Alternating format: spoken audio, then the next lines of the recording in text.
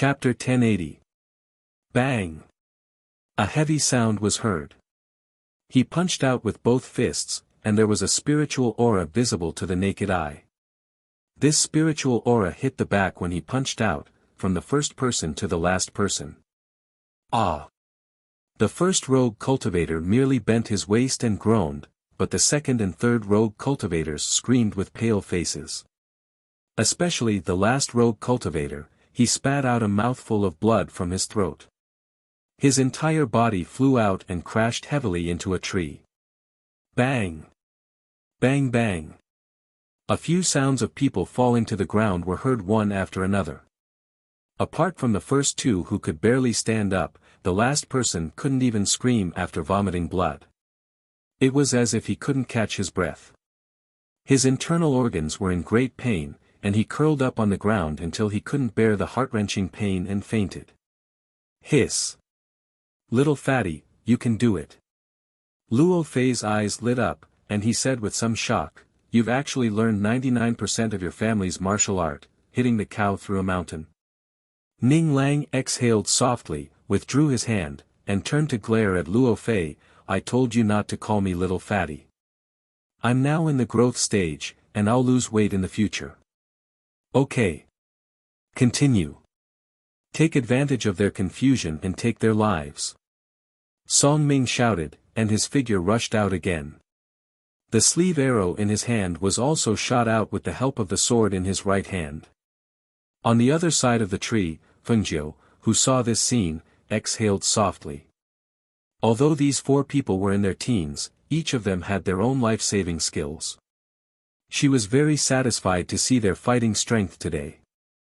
The remaining Golden Core rogue cultivator saw that the situation was not good, and he already had the intention to escape. Seeing how ruthless these youths were, and how they had all kinds of combat skills and magic tools, he already knew that it was impossible to kill them and take their things. Especially when there were only a few of them left, they couldn't stay any longer. Therefore, he retreated step by step, wanting to escape. However, the moment he turned around to escape, he heard a low roar, followed by a white shadow. A small pet beast actually blocked his way like a fierce tiger, and let out a low roar. Chi! The rogue cultivator sneered and stared darkly at the pet beast whose fur was standing up in an attacking posture. He smiled coldly and said, "What? Even you think I'm easy to bully? You want to block my way? Why don't you take a look at yourself first?" As soon as he finished speaking, he waved his sleeves. A strong surge of spiritual power gushed out, trying to sweep away the little white pet on the ground. However, as soon as he moved, the little pet jumped up gently, showing its sharp claws and teeth, and pounced on him. A white light flashed in front of his eyes, and before he could see it clearly, he felt a burning pain on his face. "Ah!" He cried out in alarm. His heart trembled as he quickly retreated. He raised his hand and carefully touched it. When he saw the blood on his hand, he was shocked. Chapter 1081. Why hasn't that young man made a move yet? Is his strength really only at the foundation establishment stage? And that little beast? Questions arose in his heart, especially when he saw the red-clothed young man's confidence. He had a bad feeling, and that feeling became even stronger when he saw the Golden Core cultivator get killed. At this moment, he retreated.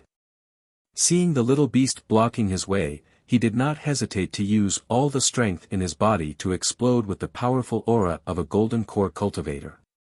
He turned around and fled in another direction. He was not fighting, but fleeing. He used all the strength in his body to flee for his life. Fengjiu and Tun Yun were stunned by his sudden turnaround and flee. They thought that he was going to fight, but who would have thought that he would turn around and flee? In the blink of an eye, he had disappeared without a trace. It could be said that at this moment, he was only using his Golden Core cultivation to flee for his life. Seeing this, she was stunned for a moment. She rubbed her chin and glanced in that direction, then ignored it. Forget it, let him flee. He's just a fish that slipped through the net. Therefore, she turned her gaze and looked in front of her. She raised her eyebrows slightly. After a battle, the last few loose cultivators had been killed by a few people. At this moment, Luo Fei and the others were sitting on the ground to rest after the last loose cultivator fell, panting. Ning Lang, on the other hand, was rummaging through the corpses excitedly. These guys must have robbed a lot of people. Look at these Qinquan bags. There are a lot of things in them, and each person can't even take one. Ning Lang said excitedly as he searched. Not long after, he was holding more than 20 Qinquan bags in his arms.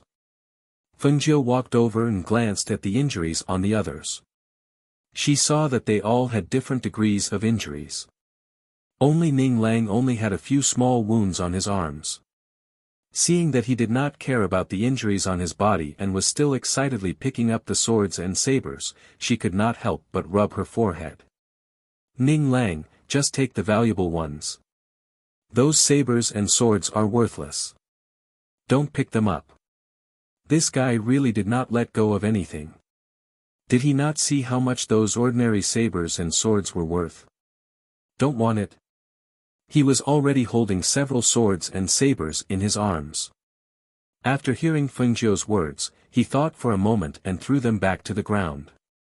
All right, if you don't want them then don't. In any case, there will be more in the future. I'll just take these Qinquan pouches, so that I won't have too many things in the future. Hearing his words, the corners of the others' mouths twitched, and they all shook their heads. Fengjiu looked around and said, the smell of blood is heavy here. We can't stay here for long. Let's go. Find a place to treat your wounds. All right.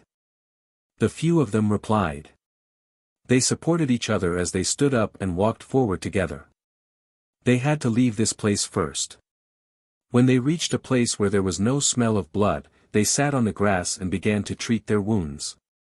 See? Is it because I'm smarter? I'm also wearing a lot of clothes. Moreover, I have a vest and a treasure robe. Although my strength is not as good as yours, I'm the one with the lightest injuries. He he he. Ning Lang smiled proudly. After bandaging his wounds, he took out the contents of the Qinquan pouch and divided them into 5 portions. All right, one for each of us. Chapter 1082. They put everything away. As they rested, they took out food from the space to eat while talking about their next plans. Oh right, look at this. After swallowing the food in his mouth, Ning Lang took out a folded piece of paper from his bosom. I found this on the Golden Core individual cultivator. It looks like a map. I took a look at it earlier. It seems to be the map of this place. Hearing this, Fengjiu took it and opened it to look. The others came over and sat around them to look. They saw that there were some markings on it. Some places on the map were indeed the same as the ones they had walked through. It's the place inside. However, this map is not complete. It should have been drawn by some people who had walked through it. Look, we are now in a forest of trees. Look at the markings on this place. As long as we walk east, we can walk out of this area in less than a day. This place is highlighted. It's also a large area, more than 10 times the size of this forest. However, this place should not be finished yet. It takes up almost an entire map before it's finished. You can imagine how huge this Hell Mountain range is. With the strength of a golden core, how could he have walked through these places? In my opinion, this map should have been obtained by the itinerant cultivator from somewhere else. As Ning Lang spoke, he looked at Fengjiu and asked, there are markings on it, and there are even drawings of ferocious beasts. It might be even more dangerous than where we are now. Are you afraid? Fengjiu raised his eyebrows and looked at him. Hearing this, Ning Lang straightened his back. Afraid? How is that possible? I won't be afraid. Even if I can't beat him, I can still escape. You're so useless. Duan Yi snorted and glanced at him. Song Ming laughed when he heard this and joked, I think you'll definitely be reluctant to leave after going in. The more dangerous it is, the more valuable things there are. Maybe you'll be able to pick a precious spiritual medicine or something. That's all money. Are you willing to leave? I don't believe it. Heh, I'm not willing to. Ning Lang grinned and looked at Luo Fei again. He asked, what were those things you threw out earlier? And those masks, were they made by you too? In the past, they were used to prank people. In fact, they were only effective on Foundation establishment cultivators. They didn't have much effect on Golden Core cultivators. As Luo Fei spoke, he drank a mouthful of water to moisten his throat.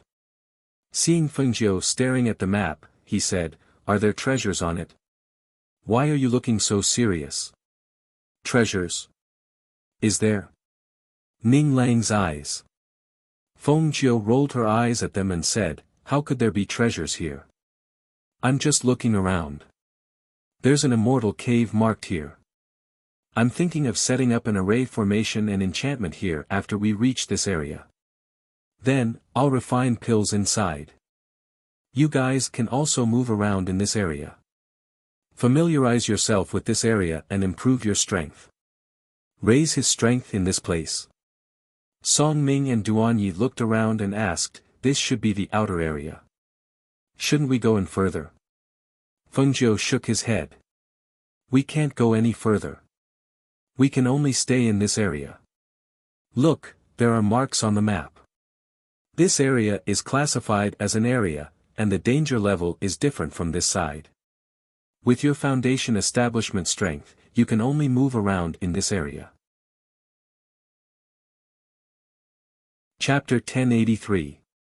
Hearing this, the four of them were stunned and cried out in surprise, enter the Golden Core realm in a year? How is that possible? That's right. It's not easy to advance after the Foundation establishment stage. Forget about those in the late Foundation establishment stage.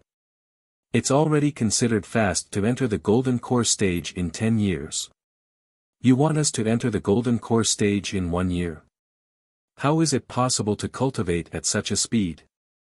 She glanced at them and said, how do you know it's impossible without trying? However, before that, you should first stabilize your foundation. She put away the map and said, let's go while it's still early. We need to get out of this forest before it gets dark. All right. They packed up and continued to walk towards the east. It was fine during the day, but at night, the tree spirits in the forest would come out to cause trouble again, so it was better to leave as soon as possible. With the map in hand and the fact that it was daytime, they didn't encounter any obstacles or dangers on the way. Therefore, they sped through the forest. In the evening, when the sky gradually darkened, they walked out of the forest of tree spirits. When they looked back, the trees seemed to come alive when night fell. Their branches stretched out in mid-air and emitted strange low howls. Phew! We're finally out. Ning Lang exhaled softly and said to them, let's find a place to sit for a while. We haven't rested much along the way, so we're a little tired from panting. Duanyi looked around and pointed at a nearby place, there's a big rock over there, let's go there and rest for a while. All right. The few of them nodded and walked towards a large rock not far away. Fengjiu took out the map and looked at it, identifying the direction of the cave residence. As he looked, he saw Tun Yun sniffing at the rock Ning Lang and the others were sitting on from the corner of his eye, as if he was confirming something. He asked, Tun Yun, what's wrong? What do you mean what's wrong? What's wrong? Luo Fei asked and took out a fruit to eat as he said, this is the border between two forests, it's very peaceful. We just sat down to rest, don't be too nervous. Come here quickly, I still have fruit. Ah! Luo Fei, who was sitting cross-legged on a rock, was eating a fruit and waving at Fengjiu. Before he could finish his sentence, he suddenly jumped up and cried out in surprise. Duanyi and the others who were also sitting on the rock were leaning against the side. Therefore, when the rock suddenly moved, they quickly bounced away. Only Luo Fei was sitting on the rock with a dumbfounded look on his face. Roar! Devouring Cloud roared and flashed its sharp claws. It opened its mouth and was about to bite the rock when the rock suddenly rose with a whoosh, revealing a head and 4 legs. It was a beast with the same skin as a rock. How could it be a rock? At this moment, the stone beast seemed to be frightened. After standing up, it glanced at them and was frightened by the cloud-devouring beast. It actually broke into a run. On its back, Luo Fei, who had yet to react, was also sitting on its back as it fled into the forest. Ah! What's going on? What's going on? Everyone was stunned. In the blink of an eye, they saw Luo Fei being carried into the forest by the stone beast that they had never seen before. They heard his startled cries, which grew louder and quieter until they could no longer see him. Only then did they regain their senses. Chapter 1084. The few of them quickly dashed out. Fengjiu's Tun Yun was at the front, followed closely by Fengjiu, followed by Duan Yi, Ning Lang, and Song Ming. Who would have thought that the big rock was actually a beast? It was a beast that looked exactly the same as a big rock. Its hard skin and stone-colored hide were so realistic that no one would have thought that it was a beast instead of a rock. It could only be said that the Hell Mountain range was too strange. Even the beasts here were of a species that they had never seen before. Furthermore, they were adept at camouflage. They really could not relax for even a moment. On the other side, Luo Fei, who had been crouched down by the rock beast, was running wildly. Because he was running too quickly, he went from sitting to lying on his stomach. His legs were tightly clamped around the rock beast's body, and his hands were clasped tightly together. Due to the cover of the trees, the wind was so strong that he could not open his eyes. Hence, he could not see the path in front of him clearly. He could not find a good time to jump down. Until he lowered his head and adjusted the chi in his body to balance his body, he saw a fallen tree branch in front of him. Only then did he prepare to jump out and grab the tree branch to reduce the impact of the fall. After making up his mind, he propped himself up and half-squatted. When the distance between them was about right, he jumped with all his might, grabbed the branch, and spun around. He hung on the branch and swung down before falling onto the grass below. Hiss! He clenched his teeth in pain when he bumped into the wounds on his body. After a while, he sat up and saw Tun Yun, Fengjiu, and the others chasing after him. Before long, they were in front of him. How are you? Are you all right? Fengjiu went forward to help him up. Seeing that blood was seeping out of his bandaged wound, he helped him to sit down at the side. I'll help you take apart the bandages and apply medicine again. Hiss! Luo Fei took a deep breath and frowned as Fengjiu helped him to sit under a tree. He said, not only is this place dangerous, even the beasts are extremely strange. A rock is actually a rock beast in disguise. It's too scary. Hearing this, Fengjiu could not help but smile. That's why we have to be careful. This place is indeed very dangerous. As she spoke, she rebandaged his bleeding wound. At this moment, the few people behind them caught up. Phew! Luo Fei, are you all right? They came to his side and saw that Fengjiu was rebandaging his wound. They looked around. Where's the rock? Did it run away? It ran away. Luo Fei responded. He looked at them and then looked around. We actually came in like this. The sun is going down. The forest at night is not peaceful, especially in places where there are fierce beasts. We have to be even more careful. Don't worry, we'll keep watch. The few of them said as they stood guard in the surroundings. After Luo Fei, he said, let's make a fire. Lights this way, the light will be brighter. Even if there are ferocious beasts, we will be able to see them clearly. In this place, hiding is not the solution. Most of the time, we will still have to fight. The few of them looked at each other and nodded. Only one person was left to keep watch. Ning Lang and Song Ming went around to pick up some branches and came back. They lit a fire at the place where Luo Fei and Feng Jiu were sitting, illuminating the gradually darkening light. Chapter 1085. Feng Jiu smiled. Battles are inevitable in this place, and the best way to improve your strength is to fight. You can't avoid a battle. If you really encounter one, then fight. With your strength, as long as you work together, there shouldn't be any danger in this area. Hearing this, the few of them looked at each other and nodded in agreement. They didn't say anything else. The few of them rested by the fire. As the night deepened, the low howls of ferocious beasts could be heard faintly from their surroundings. Here in this pitch-black place, the howls of ferocious beasts made them not dare to relax and rest even if they wanted to. Suddenly, the leaves in the forest rustled despite the absence of wind. When Song Ming and Ning Lang, who were on night watch, heard the sound, they couldn't help but look at each other. There seems to be something. I'll go take a look. As Song Ming spoke, he asked Ning Lang to stay and keep an eye on the surroundings while he walked towards the source of the sound. Behind them, by the fire, Tun Yun, who was lying next to Feng Jiu, straightened his body to take a look, then lay back down. Feng Jiu was still resting with his eyes closed, as if he was in a deep sleep and didn't notice anything. Ning Lang thought about it. Whatever Feng Jiu asked them to do was the same. Moreover, he was in the same group as Song Ming. Since Song Ming was going to scout ahead, it was better for him to follow and take a look as well. Otherwise, he wouldn't be able to find anyone to help him if something happened. Thus, after making up his mind, he quietly walked forward. Song Ming, who was walking towards the source of the rustling sound, quietly came to the darkness ahead. When he saw a pair of ghostly green eyes flickering with a ferocious light like the wisps in the night, he almost cried out in alarm. He covered his mouth with one hand and retreated step by step.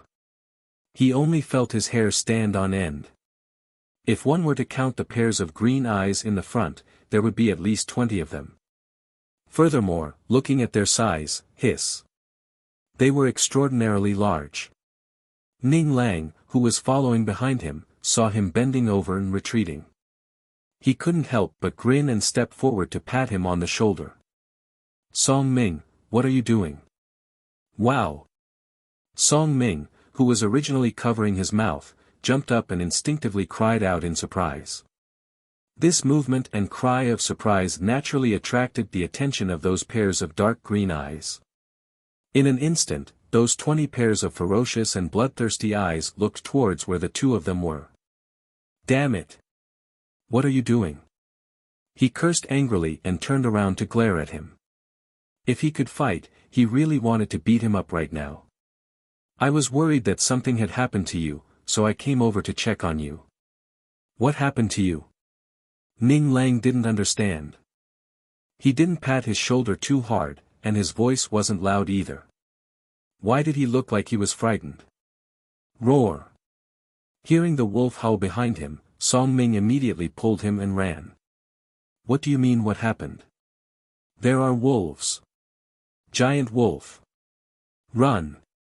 As soon as he finished speaking, Ning Lang, who hadn't reacted yet, was also dragged back. Chapter 1086. When the two people who were sleeping heard this, they quickly jumped up. They were no longer sleepy. When they saw Feng Jiu sitting on the tree with Tun Yun in his arms and looking at them, they were startled. Then, a strange expression appeared on their faces. They asked, "You don't want us to practice again, do you?" He said that he brought them here to improve their strength through actual combat. Since there was an opportunity for actual combat, he naturally would not let it go. However, from the moment they entered until now, their journey had not been peaceful. It was not easy for them to rest for a while. Could it be that they still had to fight now? Feng Jiu looked at the dark sky and said, it's late at night. After this battle, the sun will probably rise. Since we've rested for a while, what's the harm in fighting again? She looked ahead and said, I looked. There are about 22 wolves in the pack. They are all 9th level beasts. As for the Wolf King, it hasn't come over. It's standing at a higher place and howling. With the strength of the 4 of you, you can fight it. Ah! The wolves are coming. Run! As they spoke, Ning Lang's sharp voice rang out.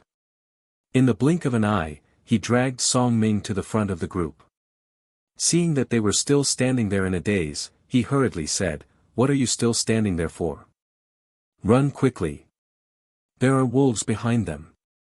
There are more than 20 of them, and each of them is more than a meter tall. It's too scary. Run, run. As soon as he finished speaking, he planned to leave again. However, he saw Song Ming, who had shaken him off, gasp for breath. After glaring at him, he looked at Fengjiu on the tree and the 2 people beside the fire. He asked, What are you talking about? Don't tell me you want to fight. You guessed it. As Duan Yi and Luo Fei spoke, they felt that the wolves behind Song Ming and the others were approaching.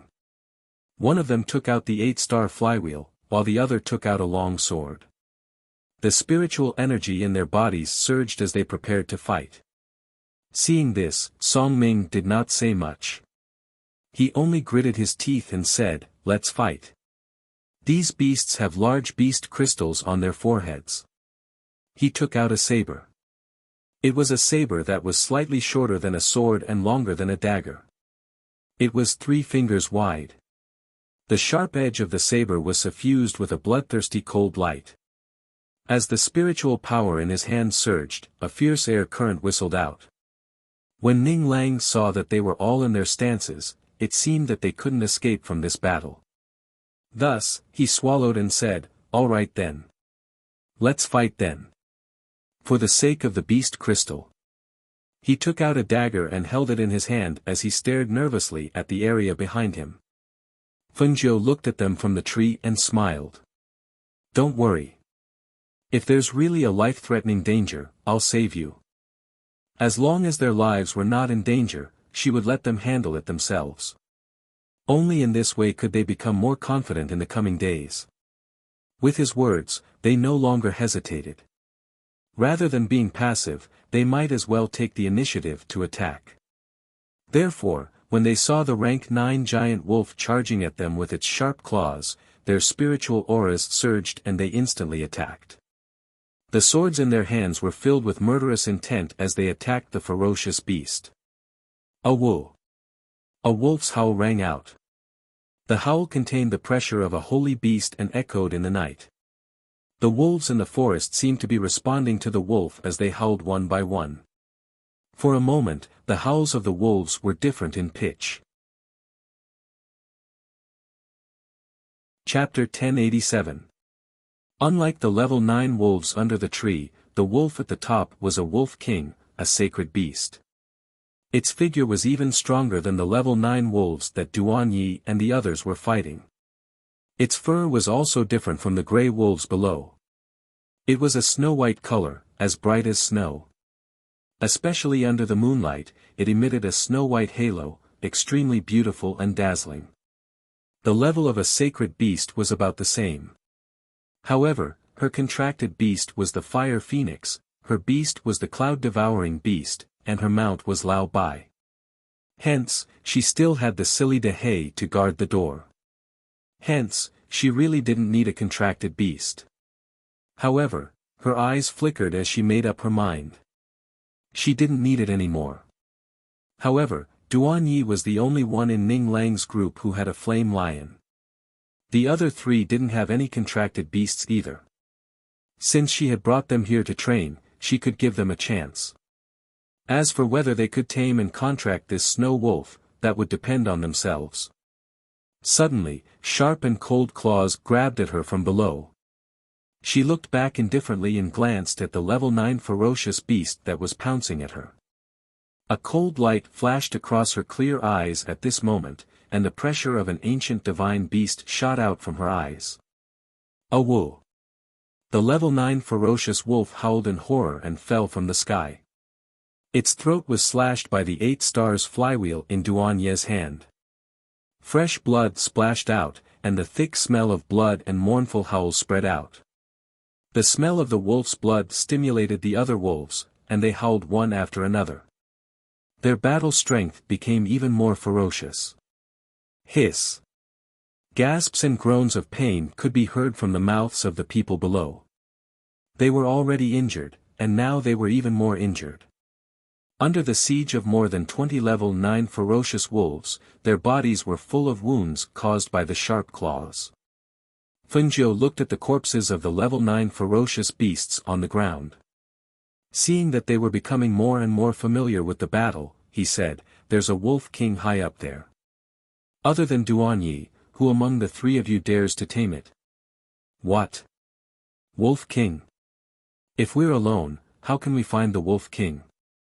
If these are already so difficult to deal with, wouldn't the wolf king be even more powerful?" Ning Lang shouted. At this moment, he was crouching on the back of a level 9 ferocious wolf. His legs were clamped tightly around the wolf's body. He held a dagger in his hand and stabbed it viciously at the back of the wolf's neck.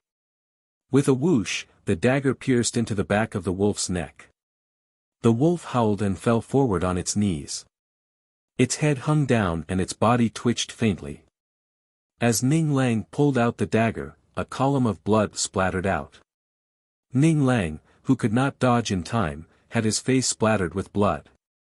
He spat twice and wiped his face with his hand.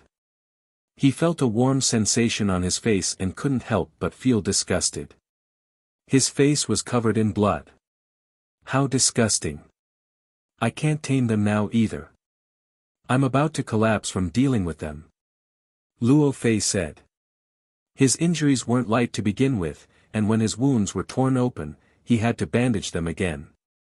To be able to fight like this while being injured, fighting these rank 9 wolves was already his limit. If he recklessly challenged the Wolf King to tame it, then it was very likely that he would end up as a snack in the Wolf King's stomach. Chapter 1088. Hearing this, Fengjiu's gaze swept past the other 2, seeing that they were the same, he nodded, "All right then." Originally, he thought that one of them could take the opportunity to tame a sacred beast, but from the looks of it, they didn't have the intention and battle strength to do so. Although he could tame the Wolf King for them first, it was best to tame it himself as a contracted beast, otherwise, the contracted beast wouldn't only submit to him. A Wu! The Wolf King howled from high up, the wolves below retreated as quickly as they came. As the wolf pack dispersed, the few of them heaved a sigh of relief, looking at the corpses of the wolves on the ground. They didn't say anything for a long time. After only killing a few wolves, their physical strength couldn't keep up, the new injuries and old injuries caused them to grit their teeth in pain. If the wolves hadn't retreated, they probably wouldn't have been able to hold on. Seeing the few of them holding onto the tree and panting, Fengjiu's gaze flickered. This kind of physical strength wasn't enough. Although the old injuries on their bodies hadn't healed, those injuries weren't too serious, and they were already like this after being surrounded by the wolves for a short while. It seemed that before that, they still had to increase their physical strength. Ning Lang dug out a few beast crystals and gave them to Fengjiu, who jumped down from the tree. "These are the beast crystals of those wolves." Fengjiu took a look at them and said, "These are wind attribute beast crystals. They can help wind attribute cultivators cultivate. Those of you with the wind attribute can distribute them." As he spoke, he passed them to Ning Lang and said, "Let's go. Let's find the cave abode on the map." The few of them saw that he was walking in front and didn't ask about their injuries. They couldn't help but look at each other and follow behind him. In their hearts, they were thinking, why does he seem to be unhappy? Could it be that he wasn't satisfied with their performance? The few of them didn't stop walking behind him, perhaps because Tun Yun, who walked in front, released the pressure of a divine beast. Some ferocious beasts sensed the pressure of a divine beast and quickly avoided it along the way. Thus, the few of them didn't encounter any danger along the way. until the sky gradually brightened. Fengjiu, who was walking in front, took out the map and looked at it, walked forward for a while, then turned around to look at the few of them behind him. The cave on the map is a cave abode under the mountain in front. It takes about 2 hours to get there from here. Let's speed up. All right. The few of them didn't dare to say more. Perhaps they realized that Fengjiu's disappointed that no one went to tame the Wolf King last night, so they did whatever he said along the way. Around 7 o'clock, the group arrived at the foot of the mountain. Sure enough, they saw a cave that was entwined by vines, almost to the point where they couldn't see the entrance. It's here.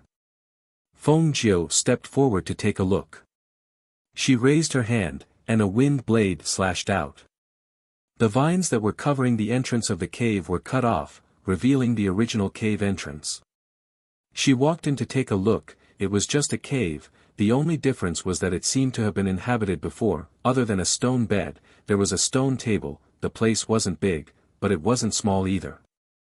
She walked out and said to the few of them, "Rest here for a while.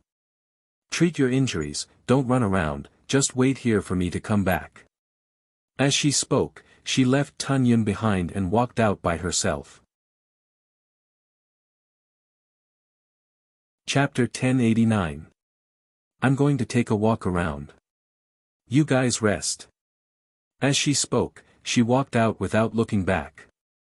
When they saw the red figure walk into the forest, they looked around and sat down at the entrance of the cave. Ning Lang scratched his head and said, "Why do I feel like he's angry?" "I don't think he's angry. He's disappointed." Duan Yi lowered his head and began to treat his wounds. When they heard this, they fell silent. For a moment, they did not know what to say. They could only bandage their wounds and sit at the entrance of the cave to wait for Fengjiu to return. However, they waited until noon and there was still no sign of him. Could something have happened to him? Why haven't we seen him since we left in the morning? Yeah. Didn't he say that he was going to take a walk? It's been half a day. Should we go and look for him? He told us not to run around. If we don't see him when we go out to look for him, he'll probably be really angry when he returns. The four of them spoke one after another. In the end, their gazes simultaneously landed on Tun Yun, who was lying in the cave. After a pause, Song Ming shouted, "Tun Yun, will your master be all right? Do you want to go out and take a look?" Tun Yun glanced at the few of them and closed his eyes, ignoring them. When they saw that they were ignored, the four of them could not help but look away in embarrassment. They sat at the entrance of the cave and took out food to eat as they waited for Fengjiu to return. He's the strongest among us. He should be fine. Furthermore, if he was in danger, Tun Yun would not stay here. When they heard Duan Ye's words, they nodded in agreement. After another 2 hours, they finally saw the familiar red figure walking over from nearby. When they saw this, they smiled happily. "Look, Fengjiu is back." They went up to him and asked, "Where have you been? Why were you gone for so long? We were all worried that something had happened to you." Hearing this, Fengjiu glanced at them, then said, "I've walked around this area, and finally set up an isolation barrier in formation 200 meters away from here. From now on, with this cave as the center, there will be barriers and formations 200 meters away from here. During this period of time, if I don't tell you to go out, don't go out." With that, she walked into the cave and said, "Come in. Let me tell you what you need to do next, as well as the barrier and array formation around here." Hearing this, the few of them were secretly shocked. There were barriers and formations in this area. How much spiritual energy would that consume? However, he didn't look any different from when he had gone out. If he hadn't said anything, they wouldn't have known that he had gone out to do this. However, what were they going to do next? What was it? With doubts in their hearts, they followed Fengjiu into the cave. When they saw him sit down at the stone table in the cave, they stood to the side and watched him. Fengjiu, who was sitting at the table, looked at them and saw that they were calm, but their expressions revealed their nervousness. Seeing this, she couldn't help but curl her lips into a smile. From tomorrow onwards, for a month, you'd better train your physical strength. Before that, you're not allowed to leave the barrier and formation here. Chapter 1090. Their physical strength was not bad, but they were probably not up to standard in his eyes, right? Forget it, it was better for him not to ask too much, lest he angered him. To be honest, when he was angry, he clearly didn't scold anyone, nor did he hit anyone, but his slightly darkened expression, slightly pursed lips, and that cold gaze made people's hearts tremble. It was truly frightening. Luo Fei glanced at Ning Lang, then smiled ingratiatingly at Feng Jiu. He asked, then what about a month later? What are we going to do in a month? I'll tell you after you're done with your current tasks. She glanced at them and instructed, everyone, find a large rock that's no less than 50 kilograms and carry it behind your back. Every day, you'll squat and jump around the boundary. I'll let Tun Yun keep an eye on you. If anyone slacks off. Her voice paused, and the corners of her lips curled up slightly. I think it's best if you don't sneak up on me. Otherwise, my punishment will make you tremble in fear. Hearing this, a chill ran down their spines. They only felt that Feng Jiu, who had started talking about training them, had changed completely after entering this place. Originally, he had chatted and laughed with them along the way as if they were friends. At this moment, he was showing the boldness and dignity of a teacher, letting them know that if they disobeyed his instructions, the punishment would definitely make them tremble in fear. Needless to say, just listening to him here was enough to make them feel uneasy. How could they dare to have any other ideas? Therefore, after he gave them some instructions, they were chased out. This was because only he could live in the cave abode. As for the others, they had to find a way to make do outside. How about this? We'll build a wooden house here. It'll be more convenient for all of us to live together. Moreover, if we work together, it'll definitely be faster. Luo Fei suggested, his eyes full of eagerness and excitement. We won't be here for a day or two. I reckon we'll be here for at least a few months. It's better not to use a tent or anything. Let's work together and build a small wooden house here first. However, it has to be at least 50 meters away from Feng Jiu. Hearing this, their gazes landed on Duan Yi. Why do we have to be at least 50 meters away? Didn't he say it earlier? He wanted to refine medicine. Let's build a log cabin upwind. Let's go chop down some trees and find some grass to build the hut before it gets dark. All right. The few of them responded and quickly divided up the work. They began to set up a wooden house at a location slightly above Feng Jiu's Immortal's cave. After the few of them were exhausted, the simple wooden house was also completed. Looking at his work, although it was simple and ugly, at least it could be lived in, he was already very happy. Let's go look for stones. Feng Jiu said at least 25 caddies. I took a look earlier and there's some over there. As Duan Yi spoke, he pointed to a place not too far away. It happened to be at the foot of the mountain. He had taken a look earlier and saw that there were quite a few large rocks below that place. Let's go. As they spoke, they walked over together. Each of them carried a large stone and placed it in front of the wooden house. Thinking that there were barriers and formations in this area, they felt at ease and rested inside the wooden house. Chapter 1091. When they came outside, they saw that Feng Jiu was already waiting for them. So, they carried the stones and went forward. Feng Jiu, do you think the stones we brought back are okay? Each of them carried a large stone in their arms, about 50 pounds. Feng Jiu glanced at them and nodded, let's start. Carry the stones behind your back, squat and jump around this area for half a month, then run around this area for half a month. As soon as her voice fell, she looked at Tun Yun, keep an eye on them, if they don't do it, or if they are lazy, just bite them. Don't kill them, if they are injured, you can treat them. Ao. Tun Yun responded, squatting on the grass and staring at them with a grin. When they heard his words, except for Luo Fei who did not know that Tun Yun was a divine beast, the others felt their scalps go numb. In the following month, Feng Jiu handed them over to Tun Yun to keep an eye on, while he set up an enchantment outside the cave and began to refine pills inside. From this day onwards, the few of them could hear the rumbling sounds coming from the cave, and sometimes, lightning would strike down from the sky. At first, Luo Fei did not know that Feng Jiu was the ghost doctor, but after asking Duan Yi and the others, he found out that he was the ghost doctor. Although he was a spy in the academy, and someone had reported to him, he only knew that Feng Jiu came from a 6-star academy, but he did not know that he had such an amazing identity. No wonder Duan Yi and the others followed him so easily. Following the ghost doctor for a year, this was a good thing that others could not ask for.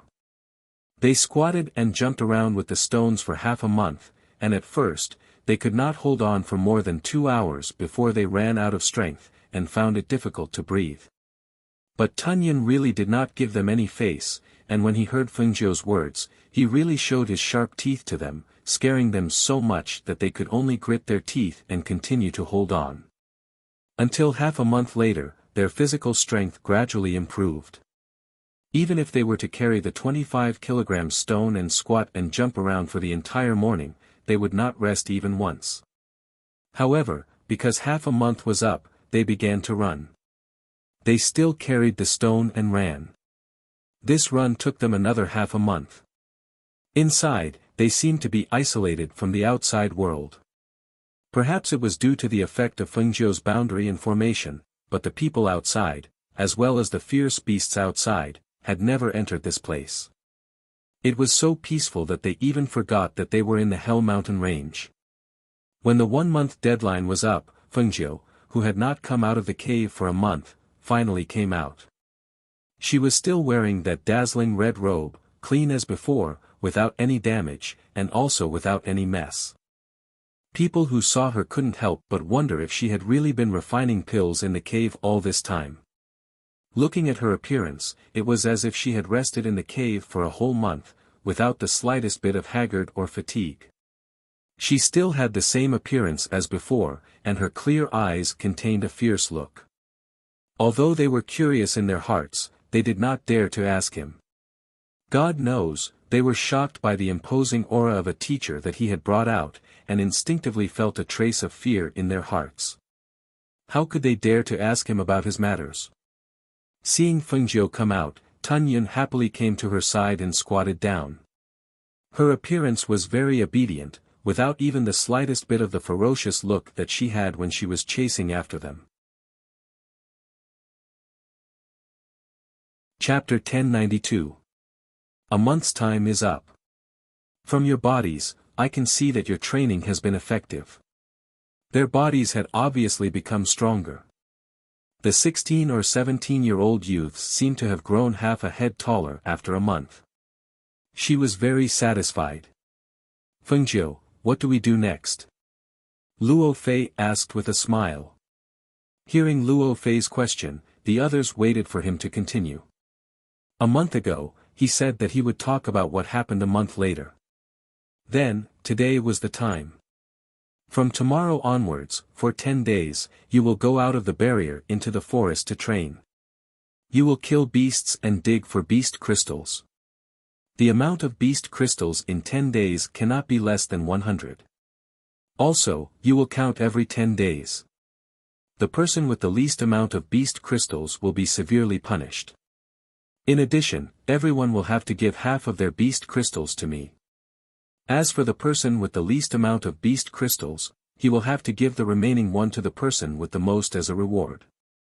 Hearing his words, the others opened their mouths but didn't say anything. They looked at each other and gritted their teeth. In the end, they could only nod their heads, we understand. Their hearts were already secretly nervous, especially Ning Lang. He who loved money like his life was already thinking about how to win out of the other three. Even if he didn't win, he might not be the one who fell behind. Otherwise, it would be too much of a loss. Fengjiu's gaze swept across the few of them and asked, "Do you have any objections? If you do, say it now. Don't mention it later." "No." The few of them shook their heads and said.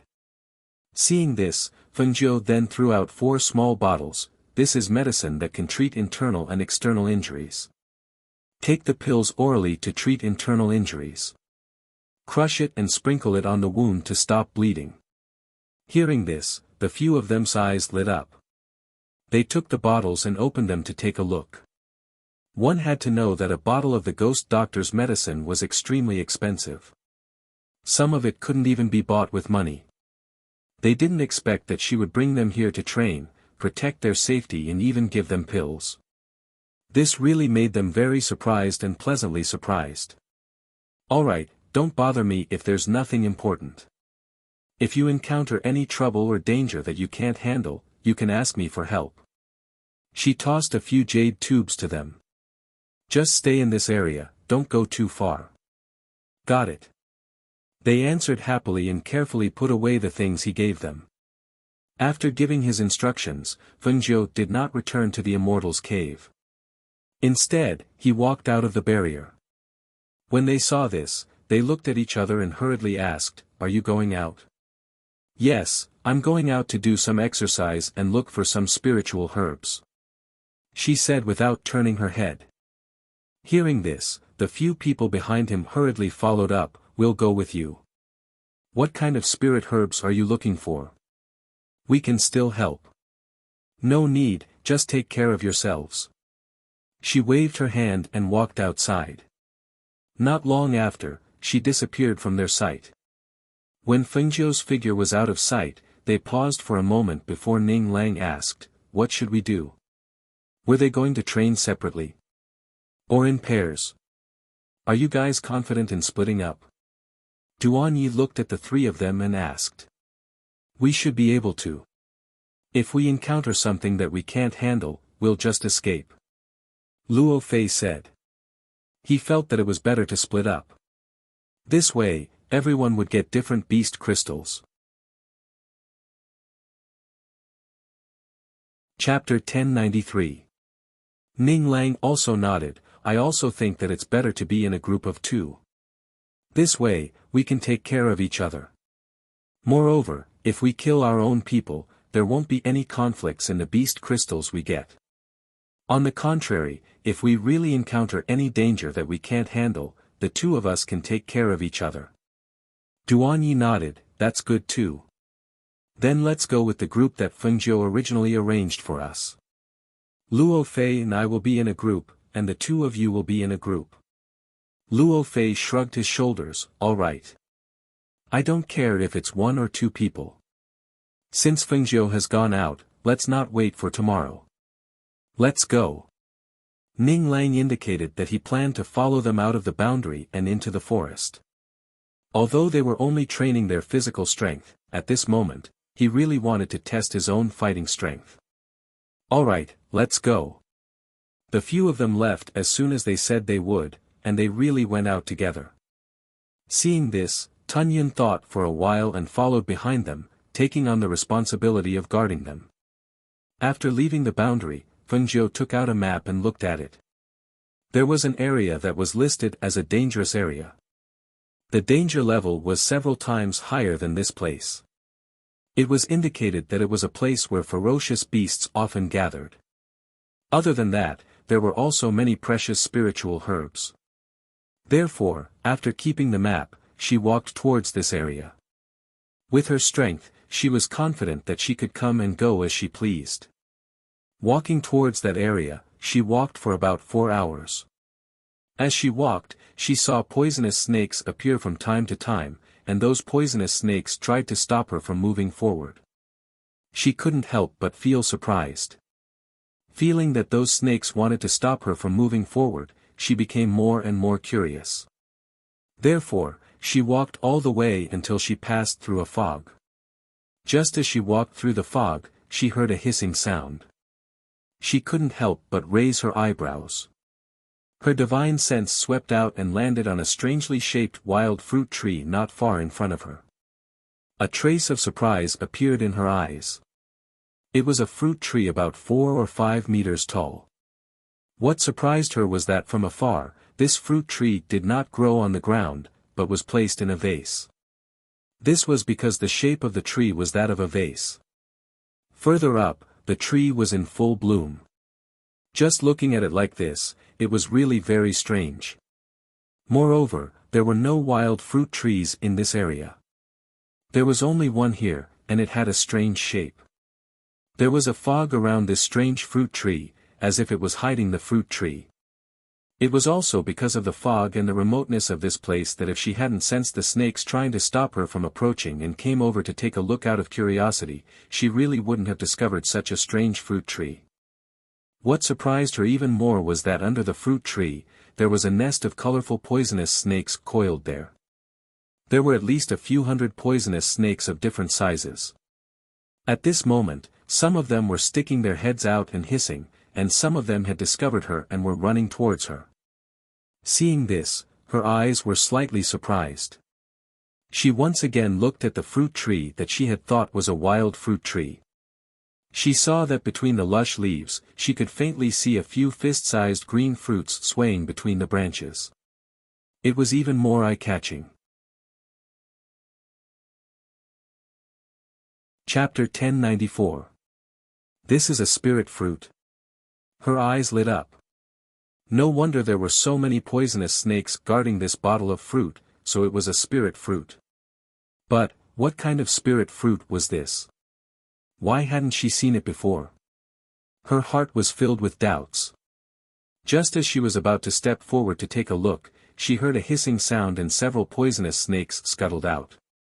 She raised her hand and a wind blade shot out towards those 2 snakes. The sharp wind blade was as sharp as a knife. She originally thought that it would be the same as when she walked over, cutting the poisonous snakes into pieces. Who would have thought that when the wind blade landed on the bodies of the poisonous snakes, it actually made a clanging sound? The 2 snakes were only hit by the wind blade and fell to the ground. There was not a single wound on the bodies of the snakes, and they quickly scurried towards her again. Seeing this, she was slightly surprised and quickly retreated. She felt that it was very strange. How could her wind blade not kill those poisonous snakes? Moreover, it made a clanging sound that was similar to metal. As she retreated, she sized up those poisonous snakes. She saw that the ones that attacked her were only some small and medium snakes. Some of the larger snakes were coiled under the tree. Among them, there was a huge snake that seemed to be the king of this group of snakes. It was about as thick as a man's arm and its body was about 3 meters long. At this moment it was coiled around the bottle tree. It stuck out its head and spat out its scarlet tongue to stare at her. Is this a threat? She raised her eyebrows and looked at the snake king that was hissing and spitting out its tongue. It was using those vicious and bloodthirsty snake eyes to stare at her. She was thinking in her heart. These snakes should belong to the metal attribute and couldn't be killed by swords and knives. Then, what if it was the realgar that snakes were afraid of? Thinking of this, she took out a bottle of realgar from her space and unscrewed the cap before throwing it towards the group of snakes.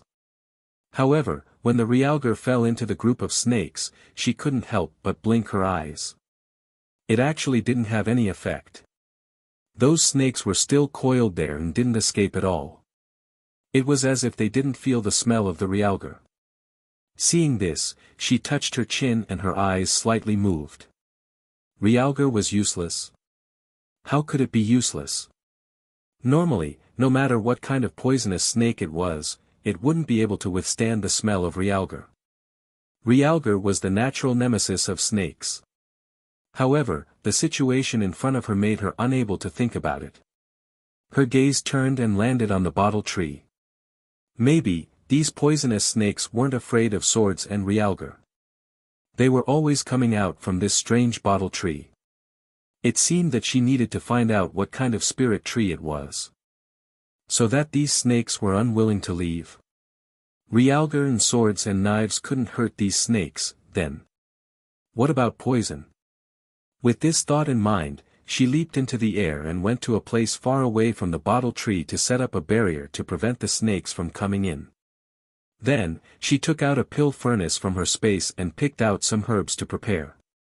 Only after she had mixed more than 20 herbs and spiritual medicines did she flip her palm and ignite the pill furnace. Flames sprang up from the bottom of the pill furnace with a whoosh. Only when the temperature in the furnace was about right did she add in the herbs she had prepared. About an hour later, the 20 or so herbs were mixed in the furnace.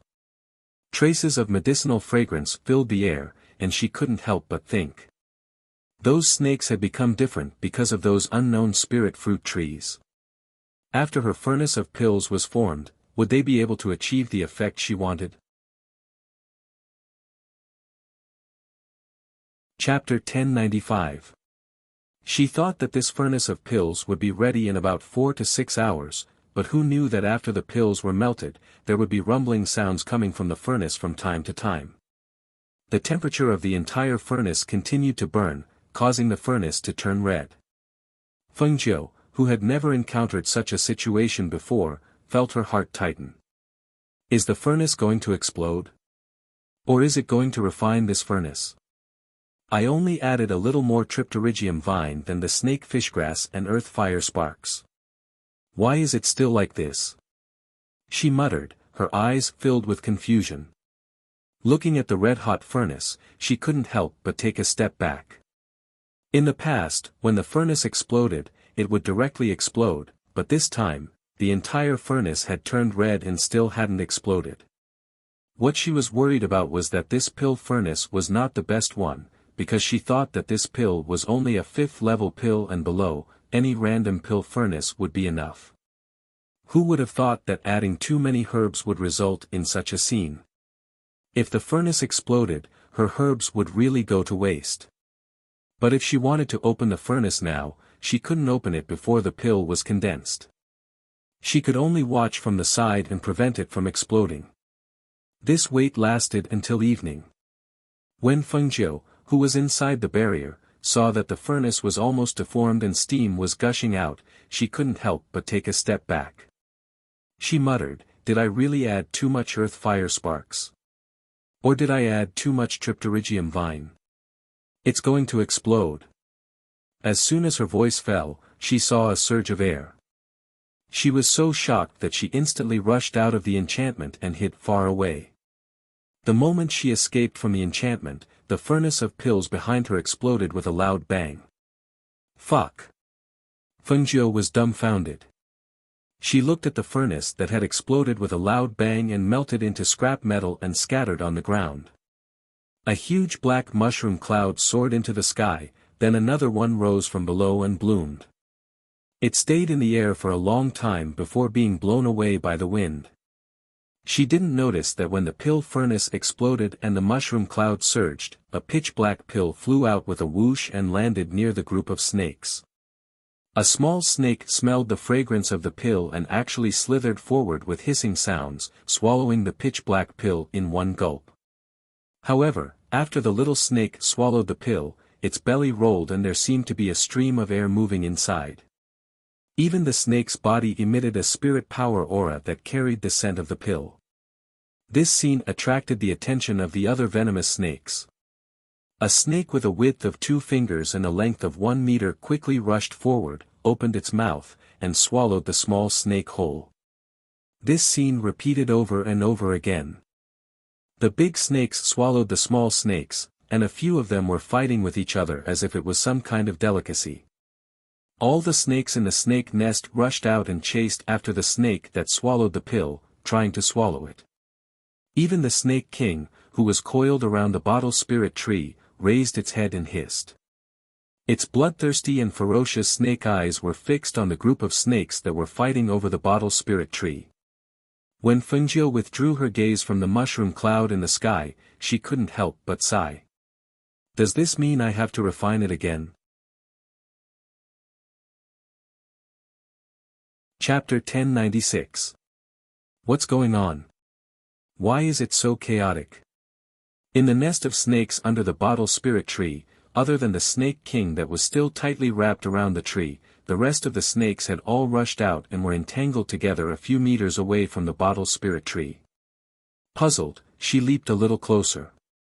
When she was a few meters away, she couldn't help but be startled when she smelled the medicinal fragrance in the air. Isn't this the smell of the snake grass? She was stunned as she stared at the snakes fighting over the fruit. Suddenly, her eyes lit up. Could it be that the pill has been formed? There's no mistake, this is the smell of the snake grass. Ha ha ha ha ha. She suddenly laughed out loud as she happily watched the snakes fighting over the fruit. She watched as the small snake was swallowed by the big snake, and watched as the big snakes fought over the fruit, biting and entangling with each other. Fight, fight. It would be best if the big snake also came out to fight over the fruit. Then, as long as she could catch it off guard and get close to the bottle tree, she could instantly move the entire tree into the spatial spirit field and plant it there. Then, she could slowly study what kind of spirit fruit it was. She made up her mind. In order to lure the Snake King out, she hid under the cover of the darkening sky. She concealed her aura and merged with the tree. She watched the snake from the dark as it looked around. It stared at the place where she was standing before and observed its surroundings for a while. Then, it gradually loosened its grip and moved forward. It didn't move very quickly. Or rather, it was still worried about leaving the spirit tree. Therefore, even though its 3-meter-long snake body moved forward, its tail was still hooked to the tree trunk. However, the group of snakes walked further and further away as they fought. They had actually walked more than 5 meters away. If it wanted to fight, it would have to leave the big tree. Therefore, after the snake's head darted 2 to 3 meters away, it looked back and stared at the unripe fruit on the spirit tree. Its ferocious and bloodthirsty eyes scanned the surroundings again before it suddenly darted out. Its speed was extremely fast. With a swoosh, the snake's body suddenly shot out. The snake's mouth opened to the back of its head.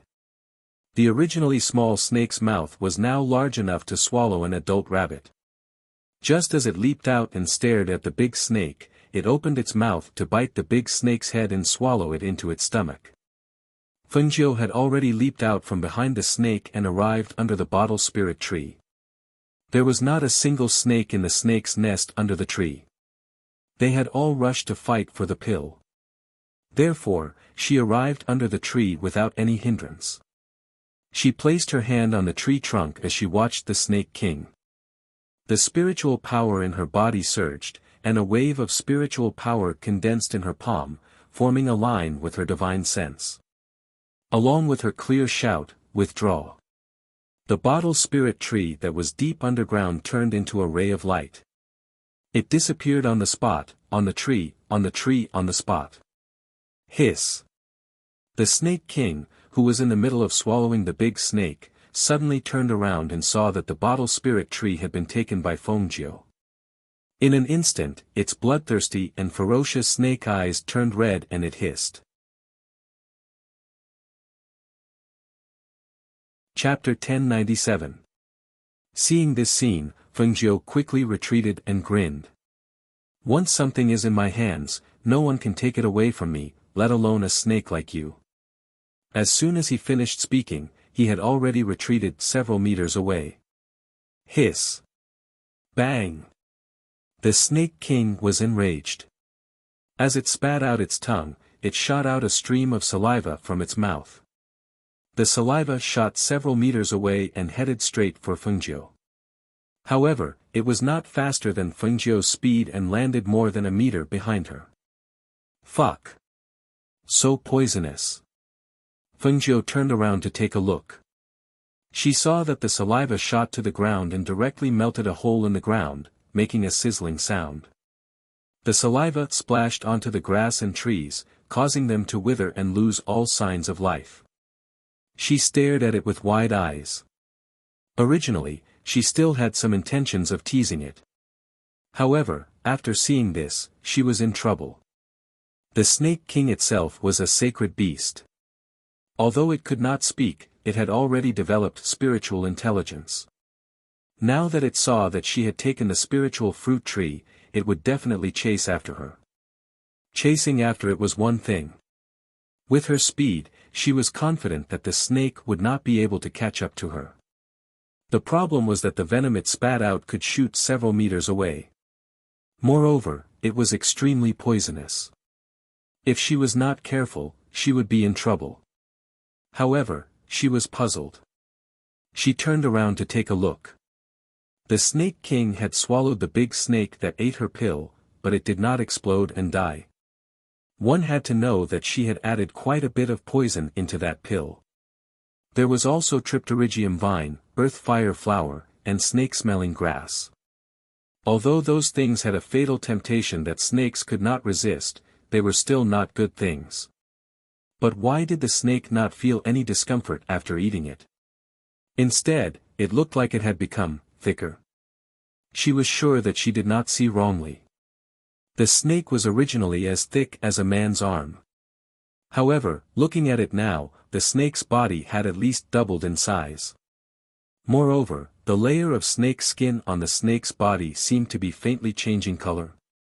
What was the reason for this? Even if her poison pill had been neutralized by them using poison to fight poison, it should not have not hurt them at all. Instead, it should have become stronger, right?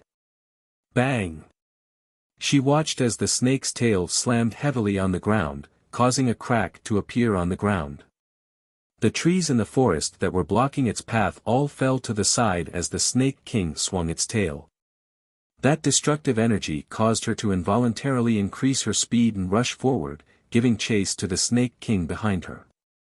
What made Fengzhou's scalp numb was that in this forest, the Snake King's hissing. Everywhere it passed, some of the poisonous snakes in the forest joined the group. They actually followed behind the Snake King, forming a snake army that chased after Fengzhou in front. Seeing the large group of colorful poisonous snakes behind her, she sucked in a breath of cold air.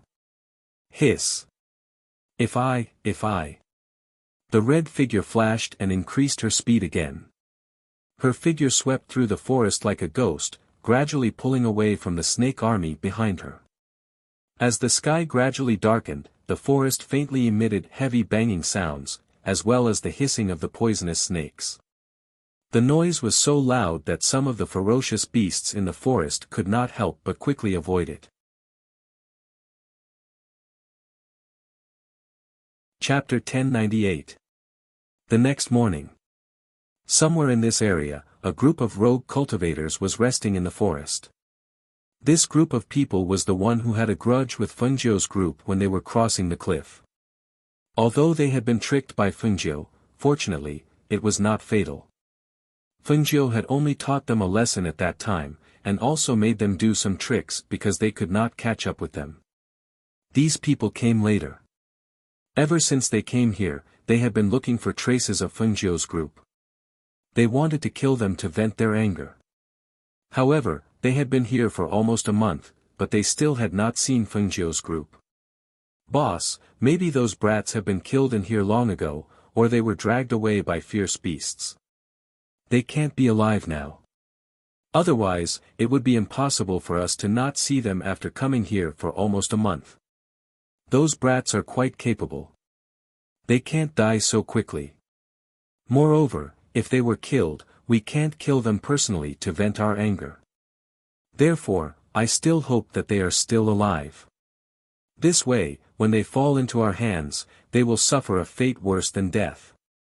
Two burly men sat under a tree and talked. One of them had a gloomy face. When he talked about Fengzhou's group, his whole body was full of gloomy murderous intent. They had been traveling for so long.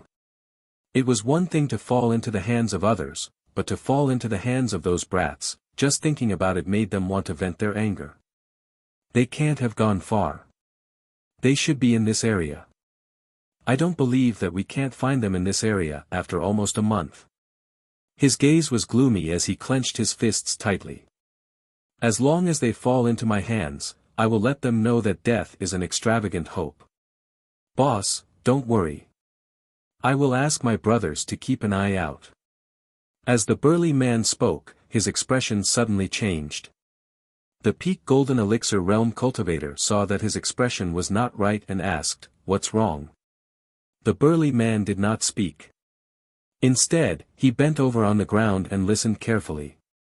Not long after, he stood up and said, "Boss, something is wrong. It seems like something is coming this way.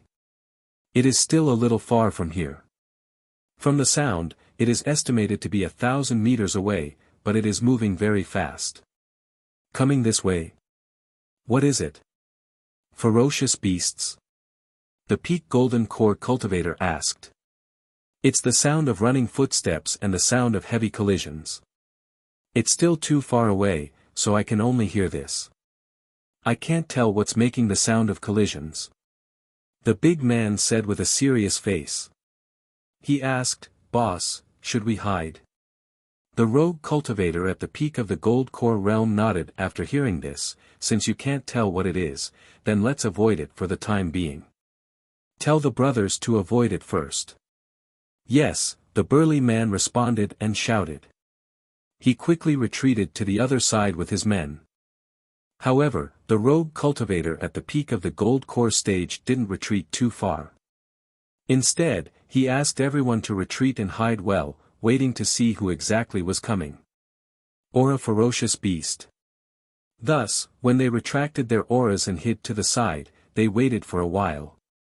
When they saw the red figure approaching from afar, the Peak Golden Core cultivator in the lead was startled and somewhat astonished.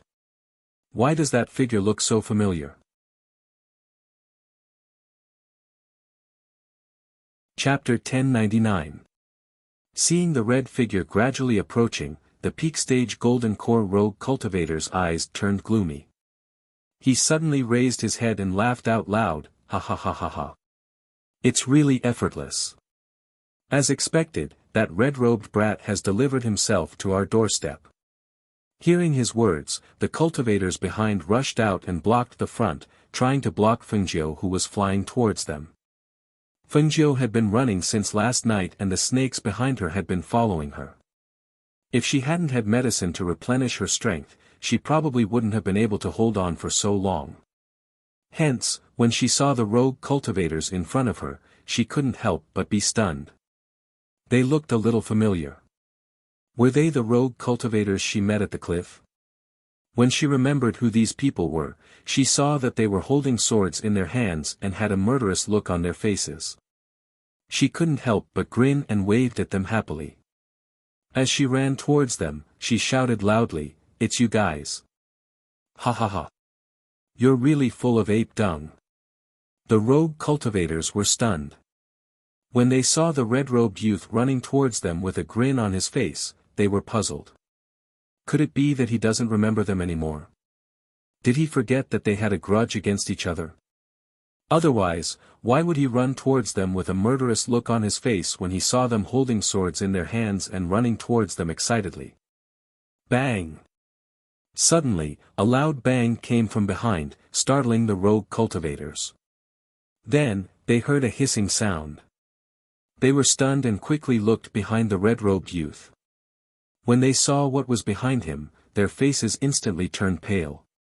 "Damn it! What's that? A snake horde? What the hell is this damned brat doing? Why did he provoke so many snakes? Hiss! Run! The giant snake in front is a sacred beast-level beast. If we don't run, we'll become their snack. Damn it! That brat tricked us. He's trying to kill us." Those rogue cultivators sucked in cold breaths and cursed angrily. Then, they turned and ran away. How could they still bother to find trouble with Fengjiu? Even the leading rogue cultivator at the peak of the Gold Core realm turned pale with fright at this time. He glared at Fengjiu angrily and resentfully, gritted his teeth and shouted, "Boy! Don't come to us. Run further away. Get lost." However, Fengjiu grinned and ran in their direction, shouting, "Wait for me, don't run too fast, wait for me." The rogue cultivators looked back and saw the red-clothed young man waving his hand and grinning as he ran towards them. About 100 meters behind him, there was a large group of venomous snakes of various sizes and colors. There were at least 1,000 of them. The most frightening thing was the giant snake in front of them. Just looking at it gave them goosebumps, and they were terrified. Immediately, the rogue cultivators began to curse. "Damned brat! Don't follow us! Don't follow us, go further away! Don't follow us! The snake horde followed you here, don't attract the snake horde! Go away, go away!" Chapter 1100. However, she quickly caught up from behind and ran into the group of rogue cultivators. She grinned at them. "I didn't expect to see you guys here. I'm so happy. You guys have to run faster. Otherwise, the snakes behind us will catch up. Damn it! Get lost!" A rogue cultivator cursed angrily. He slashed his sword at Fengjiu with murderous intent. Fengjiu's eyes flashed. She smiled and said, "Don't use your sword. I don't like to use my sword. However, since you want to practice, I can help you." As soon as she finished speaking, she flicked her sleeve as she dodged. A wave of spiritual power visible to the naked eye surged out and pushed the rogue cultivator back more than 10 meters. "Ah!" The rogue cultivator cried out in alarm. Due to the force, he was pushed back more than 10 meters. In addition, he couldn't stabilize his steps and stopped at that moment instead of moving forward. Therefore, after he fell back for more than 10 meters, the group of snakes behind him had already surged forward. Hiss hiss hiss. The sound of a venomous snake hissing could be heard. The rogue cultivator was shocked. He looked back and screamed, "Ah! Save me! Save me!" Behind him, the group of snakes surged forward. They were less than 10 meters behind him. The Snake King opened its mouth and spat out a stream of venom. When the venom splashed on the ground, it made sizzling sounds and corroded the ground. Ah! It clearly didn't splash on the vagrant cultivator, but the vagrant cultivator was so frightened that he let out a shrill scream. His legs went weak, and he staggered. His footsteps slowed down, and he was swallowed by the Snake King behind him in one bite. Gotcha! The sound of bones breaking came from behind, accompanied by a scream. Everyone in front of them turned around in shock. When they saw what was happening, their faces turned pale. The upper half of the Middle Foundation establishment cultivator's body had already been swallowed by the Snake King. The snake's mouth opened and closed, and they could see the sharp, venomous fangs biting into the loose cultivator's body with a crunch, breaking the bones in his waist. The rogue cultivator who was still struggling couldn't move. He hung by the Snake King's mouth and was swallowed by it. The snake's body also bulged and shrank as it swallowed the rogue cultivator. Only when the bulge slid down to the snake's stomach did the Snake King return to normal. Its bloody and ferocious snake eyes stared at the rogue cultivators in front of it. It hissed and chased after them. "Ah! Run! Run!" The rogue cultivators at the front were shocked by the scene behind them. The aura of death suddenly enveloped them, making them feel frightened and even more shocked. At this moment, a few of the rogue cultivators who were originally running forward together couldn't bear the relentless pursuit of the snakes behind them. They screamed and gave up on running forward. Instead, they fled to the left and right, trying to escape this terrifying land of death. However, right at the moment when they flew out, they let out miserable screams. Chapter 1101. Ah! Save me! Save me! Save! The cry for help did not last long before it went silent. That rogue cultivator was entangled by the snakes that surged up, as if he had fallen into a nest of thousands of venomous snakes. Very quickly, he was bitten until he was dripping with blood, and the flesh on his body was sucked dry. Fengjiu's eyes flashed slightly. These snakes were increasing in number. He did not expect that the Snake King could actually summon so many small snakes to suck its orders. From the initial few hundred snakes to over 1,000 snakes, and now there were nearly 10,000 snakes.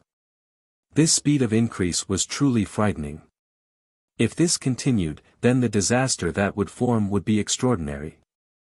At this moment, she could not help but rejoice. Ever since she was chased by these snakes, she had run into the depths of the mountain range, far away from where Duan Yi and the others were. Otherwise, if they were targeted by these snakes, they would probably be like those rogue cultivators, and not even their bones would be left behind. Damned red-clothed brat! What did you do to those snakes? Why did you let them chase you so relentlessly? At this moment, that golden core rogue cultivator did not have the time to attack Fengjiu, because once they fought, their speed would definitely slow down, and it was very likely that they would be in an extremely dangerous situation. It was also because of this that after seeing the snakes madly chasing them, they only ran for their lives and did not dare to rashly attack. The fate of the loose cultivator from before had already given them a reminder. That loose cultivator was at the middle stage of the foundation establishment stage, yet he was pushed out by this red-clothed youth with a flick of his sleeve. It was easy to imagine what would happen to them if they made a move. But now, even if they didn't make a move, their current situation wasn't too good. It was even more likely that they would be eaten by these snakes than the red-clothed youth. Looking at the red-clothed youth, who actually ran in front of them so easily and effortlessly, the anger in their hearts rose. They couldn't help but curse out loud again. Damned brat! You want to run away by yourself after attracting the snakes? No way! As soon as the voice fell, a golden core cultivator behind instantly attacked. He felt that the snakes were chasing the red-clothed brat, and if the red-clothed brat was caught by the snakes, perhaps these snakes would no longer madly chase them. Fengjiu dodged to the side and turned around with a grin. You guys should save some strength and wait to escape from the snake's mouth. I won't play with you anymore. As soon as her voice fell, her footsteps changed, and her speed increased again. She actually teleported forward, and it didn't take long for her to disappear without a trace. The rogue cultivators behind her were dumbfounded. No one thought that his speed could be increased again, and no one thought that he would disappear in a flash. Instead, they were placed in front of the group of snakes, being stared at by tens of thousands of pairs of snake eyes, becoming food for the snakes. Damn that red-clothed brat! Get back here! Come back! After recovering from their shock, they screamed in horror, and also tried to escape from the snake's mouth to avoid becoming food for those poisonous snakes. However, when the Snake King saw that the red-clothed human who had been chasing it was escaping from its sight at an extremely fast speed, a bloodthirsty killing intent and a strong sense of unwillingness shot out from its eyes, and it madly chased after him again. Therefore, it quickly overtook the rogue cultivators in front of it, but it did not devour them. Instead, with a swing of its snake tail, it directly swept the rogue cultivators into the group of snakes behind it, and they were eaten by its descendants. Chapter 1102. That group of rogue cultivators, in their terror, were buried in the belly of the snakes, not even leaving behind a corpse. The Snake King's flying speed increased again. Very quickly, it left the group of snakes behind and chased after Fengjiu alone. However, no matter how fast it was, once Fengjiu left it behind, it would not be so easy to find her again. Therefore, after chasing for a distance and not being able to find that red figure, it used its tail to madly slap the ground to vent its anger. At this time, Fengjiu, who had left the Snake King behind, was sitting at the mouth of a spring in the forest. After washing her face, she scooped up some spring water and drank it. The spring water in the forest came from the ground. It was sweet and cold, and could quench her thirst. After resting for a while, she took out a water bag from the space and filled it with water. Then, she used her divine sense to scan the surroundings. After confirming that there was no one around, she flashed into the space. Master! As soon as she entered the space, Lao Bai ran over. Seeing Lao Bai, who had obviously gained a lot of weight, the corner of Feng Jiu's mouth twitched. She patted Lao Bai, who was in front of her, and looked him up and down. Then, she said, "What did you eat in here? How did you gain weight again?" "Master, it's because the spiritual energy here is dense. I have nothing to do, so I just wandered around here all day. Naturally, I gained weight," Lao Bai said, intimately rubbing against her neck. "Master, why didn't you come in to see me for so long? It wasn't convenient for me to come in." She stroked the horse's hair and said, "You didn't touch the fruit tree I moved in, right? I went to take a look. The fruit wasn't ripe, so I didn't eat it," Lao Bai hurriedly said. Hearing this, Feng Jiu was speechless. It wasn't that he didn't want to eat it, but because the fruit wasn't ripe, he couldn't eat it. "I'll say it first. I didn't allow you to eat the things inside. You can't eat them, or else I'll get angry." In addition to some precious spirit herbs, there were also some of her collection. Even though she knew that this bottle spirit fruit tree was a spirit fruit, she still didn't know what kind of spirit fruit it was. However, something that could make the Snake King chase her for a day and a night without letting her go was definitely not an ordinary spirit fruit tree. "Master, don't worry. I won't steal it." Lao Bai grinned, but his words lacked confidence. However, he had been by Feng Jiu's side for a long time, so he naturally knew that she would do as she said. Therefore, with her warning, he did not dare to act recklessly here. Feng Jiu glanced at it and went to the bottle tree. When he saw the fruits hanging on the tree, he was surprised. Only 5 fruits. He tapped the ground with the tip of his foot and gathered his chi to sit on the branch. Looking at the fruits hanging between the branches and under the leaves, his eyes flashed. The fruit was the size of a fist and was still green. The shape of the fruit was like a fortune bag, but it was also somewhat similar to a pomegranate. The only difference was that the fruit was divided into 8 pieces by the stripes on the fruit's body. The fruit also emitted a faint spiritual aura, as well as a fragrance. "That's strange. It looks like a pomegranate, but it's not a pomegranate. According to the spirit fruits I've seen so far, I don't think there's a spirit fruit like this." She muttered softly and was puzzled. She guessed what kind of spirit fruit this bottle tree bore.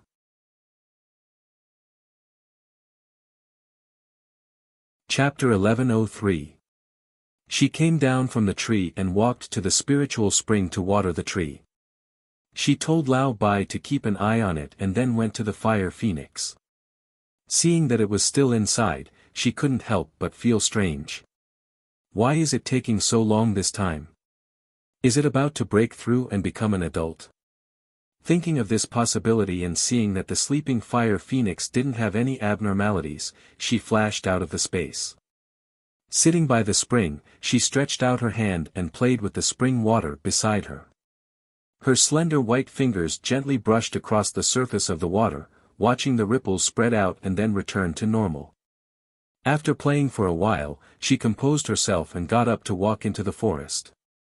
She had been chased by the Snake King since yesterday and hadn't been able to find the spiritual herbs properly. It had really wasted a lot of time and she had run so far away. She was currently researching an elixir and lacked 2 ingredients. She planned to see if there were any in the forest before returning to the cave to refine them. This time, she didn't plan to train herself in the Hell Mountain range. Her purpose here was to bring the few of them to train. After a year, she would go to a first-class country. The golden lantern grass mostly grows in dangerous places, mostly between the mountain walls. However, the bamboo orchid prefers damp places. I should be able to find it in this forest, she muttered as she walked.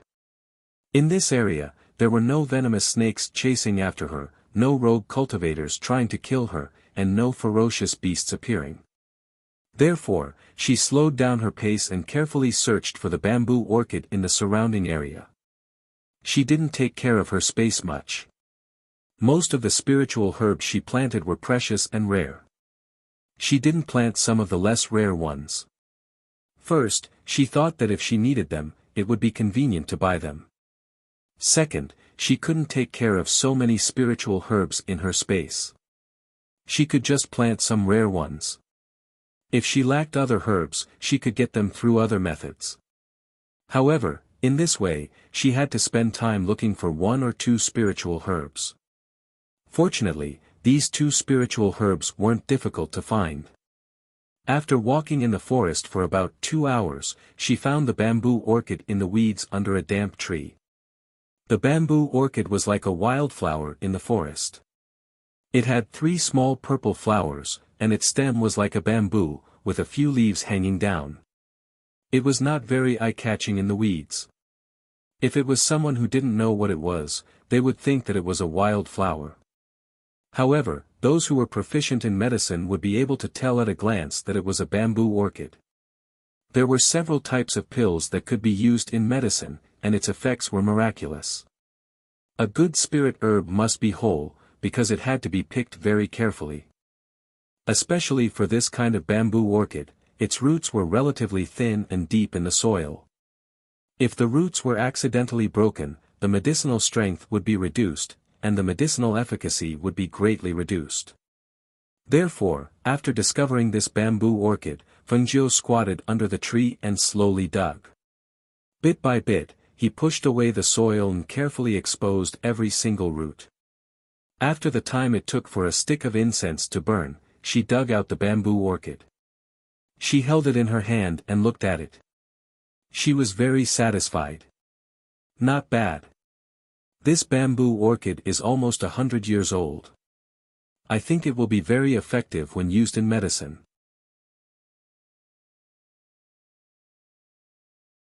Chapter 1104. Leave that bamboo orchid for me. The sudden voice startled Fengjiu. He raised his head and looked in the direction of the voice. He saw a middle-aged man in his 30s. He was thin and had a gloomy aura. Behind him were 3 cultivators at the peak of the golden elixir realm and 1 at the beginning stage of the nascent soul realm. Fengjiu had already put away the box. Those people thought he was just putting it into his qianquan bag and didn't think much of it. But at this moment, they were eyeing the bamboo orchid. I picked it. If you want it, can't you find it yourselves? She raised her eyebrows. The bamboo orchid wasn't something that couldn't be found. Why would they want it from her? Just hand it over. The golden elixir realm cultivator behind him shouted and glared at Fengjiu. Fengjiu curled his lips and glanced at the golden elixir realm cultivator. Give me the qianquan bag at your waist and I'll consider giving you the bamboo orchid. They wanted to take something from her for free. Was there such a good deal? You're courting death. They started fighting without saying anything. The golden elixir realm cultivator shouted.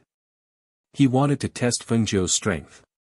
After all, they didn't think that anyone who could enter this place was a pushover. However, what they didn't expect was that just as the golden core cultivator was about to make his move, the red-clothed youth, who previously had a fearless expression on his face, actually cried out in panic. Ah! Murder! Robbery! The young man broke into a run, but he was actually running towards them. Somehow, he brushed past them, and they didn't even have time to stop him. They saw him run 100 meters away. Damn it! He stole our qianquan bags. The nascent soul realm cultivator cursed and was the first to turn and chase after Fengjiu. The few people behind him also looked down after being reminded by the nascent soul realm cultivator. Their faces darkened. The qianquan bags at their waists were gone. Their waists were empty. Thinking of the treasures in their bags, they gritted their teeth and quickly chased after the red-robed youth. Originally, he had planned to rob the bamboo orchid that the red-clothed youth had picked. After all, such robberies were very common here. There were no moral constraints here, only the strong and the weak. Strong people could rob things from others, and even kill people. For this point, it had already become a tacit agreement. Even some aristocratic families would form teams to travel in this place. Firstly, it was to prevent being targeted. Secondly, it was to ensure that they had the strength to compete for any good items that they found. But they didn't expect that the red-robed youth, whom they were eyeing, would dare to steal their Qianquan bags in front of them. When they thought about how their Qianquan bags had been snatched away by a red-clothed brat who was not even 20 years old, their desire to kill grew even stronger. That brat better not let them catch him. Feng 9, who had run away after getting their Qianquan bags, was now smiling with narrowed eyes. She didn't check what was in the Qianquan bags and just ran away to let the people behind her chase her. You want to steal my things? Then I'll steal theirs first. Let's see if they still dare to have any ideas about me. Stop. Brat, stop right there.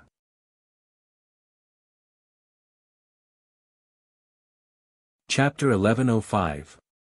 Feng Jiu moved forward with ease. Her footsteps changed in a strange way. She moved in an instant and effortlessly distanced herself from the people behind her. When she heard the angry shouts coming from behind, she looked back and smiled.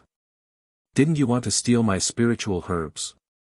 Stop me if you can. Hearing this, the people behind her almost vomited blood in anger. It was true that they wanted to steal his spiritual herbs, but who would have thought that he would steal them in the end? This young man was running and shouting that he was going to steal their things. He was clearly the one who stole their Qianquan bag, but he made it seem like they were the ones who stole it from him. How infuriating. What angered them the most was that they didn't know what footwork this young man had learned, but he was so fast that they couldn't catch up. At this moment, they didn't think of another possibility, which was that this young man's strength was unfathomable. On the contrary, all they could think of was, who didn't have one or two life-saving skills or treasures. Otherwise, who would dare to enter the Hell Mountain range so easily? Stop. Stop right there. Leave the things behind and I promise I won't beat you to death. Hearing this, Feng Jiu was amused. She turned around and laughed, shouting at them, only idiots would stop. You'd better save your words for a ghost. How could she believe such words? What a joke. Even if she believed them, it wouldn't be easy to take back the things in her hands. Furthermore, these people were obviously trying to kill her. It was already good enough that she didn't use underhanded methods on them. A group of heretic cultivators who specialized in stealing other people's treasures in this area stopped when they heard the sound echoing in the forest.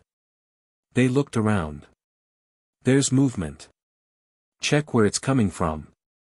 The leader said and signaled his subordinates to check. Because the sound echoed in the forest, they could only vaguely hear it and couldn't confirm where it was coming from. Yes. The heretic cultivators below responded. They quickly ran 10 meters away and lay on the ground in all four directions to listen for movement. The sound on the ground was much clearer than the sound in the forest. Not long after, a few of them quickly returned and reported, "Leader, there are people running towards here from the southwest.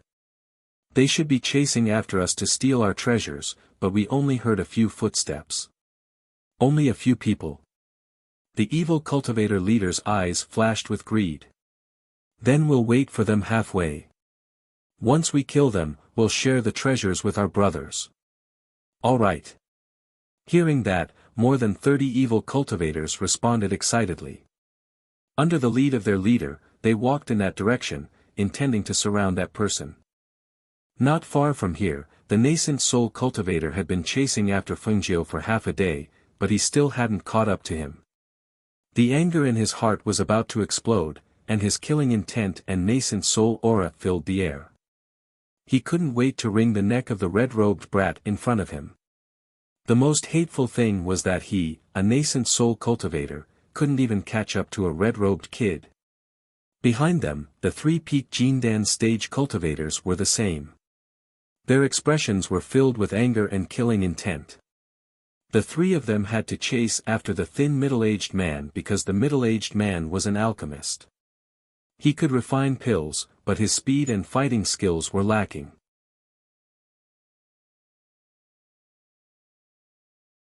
Chapter 1106. Feng Jiu, who was in front of her, did not respond to the person behind her.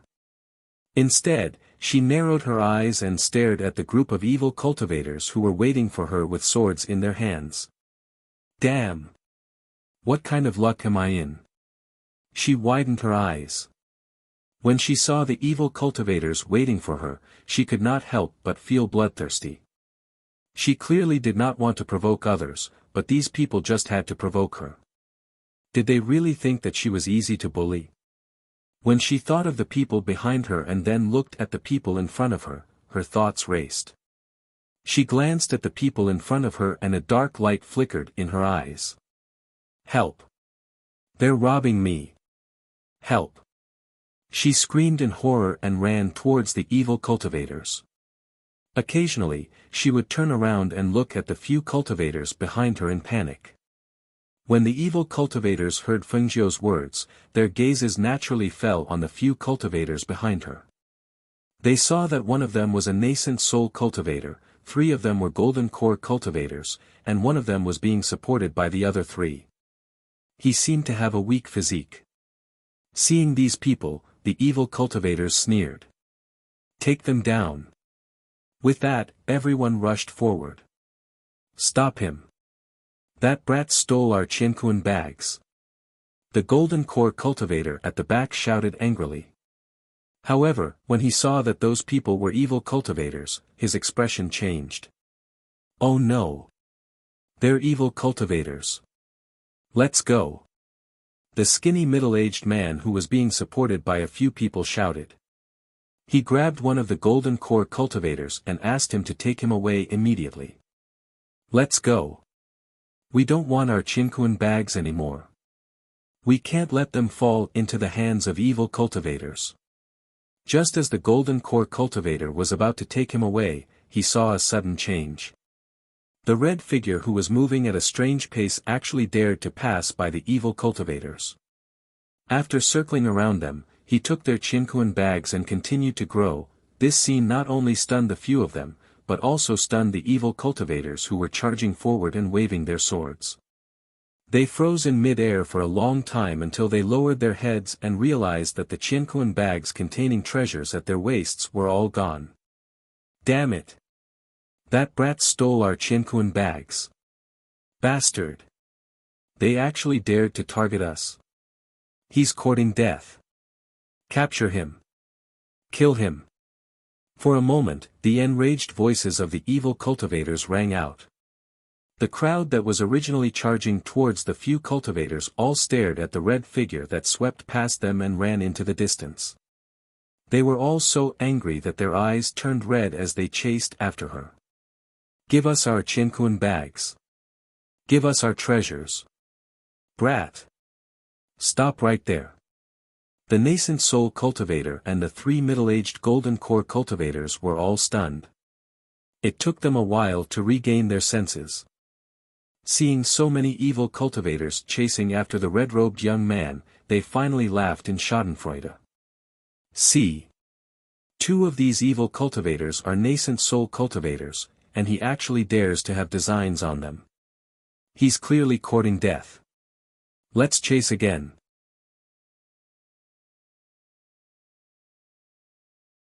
Chapter 1107. Hiss, hiss, hiss. Hiss, hiss, hiss. Rustling sounds could be faintly heard from the forest.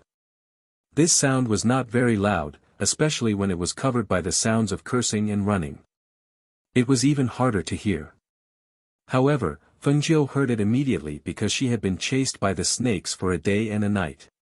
She was very familiar with the sound of the poisonous snakes hissing. She knew that it was a group of snakes the moment she heard it. However, she had clearly shaken them off with great difficulty.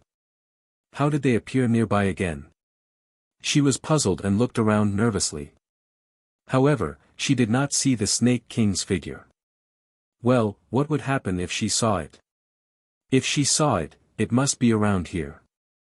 Did that mean that there were only some small snakes around?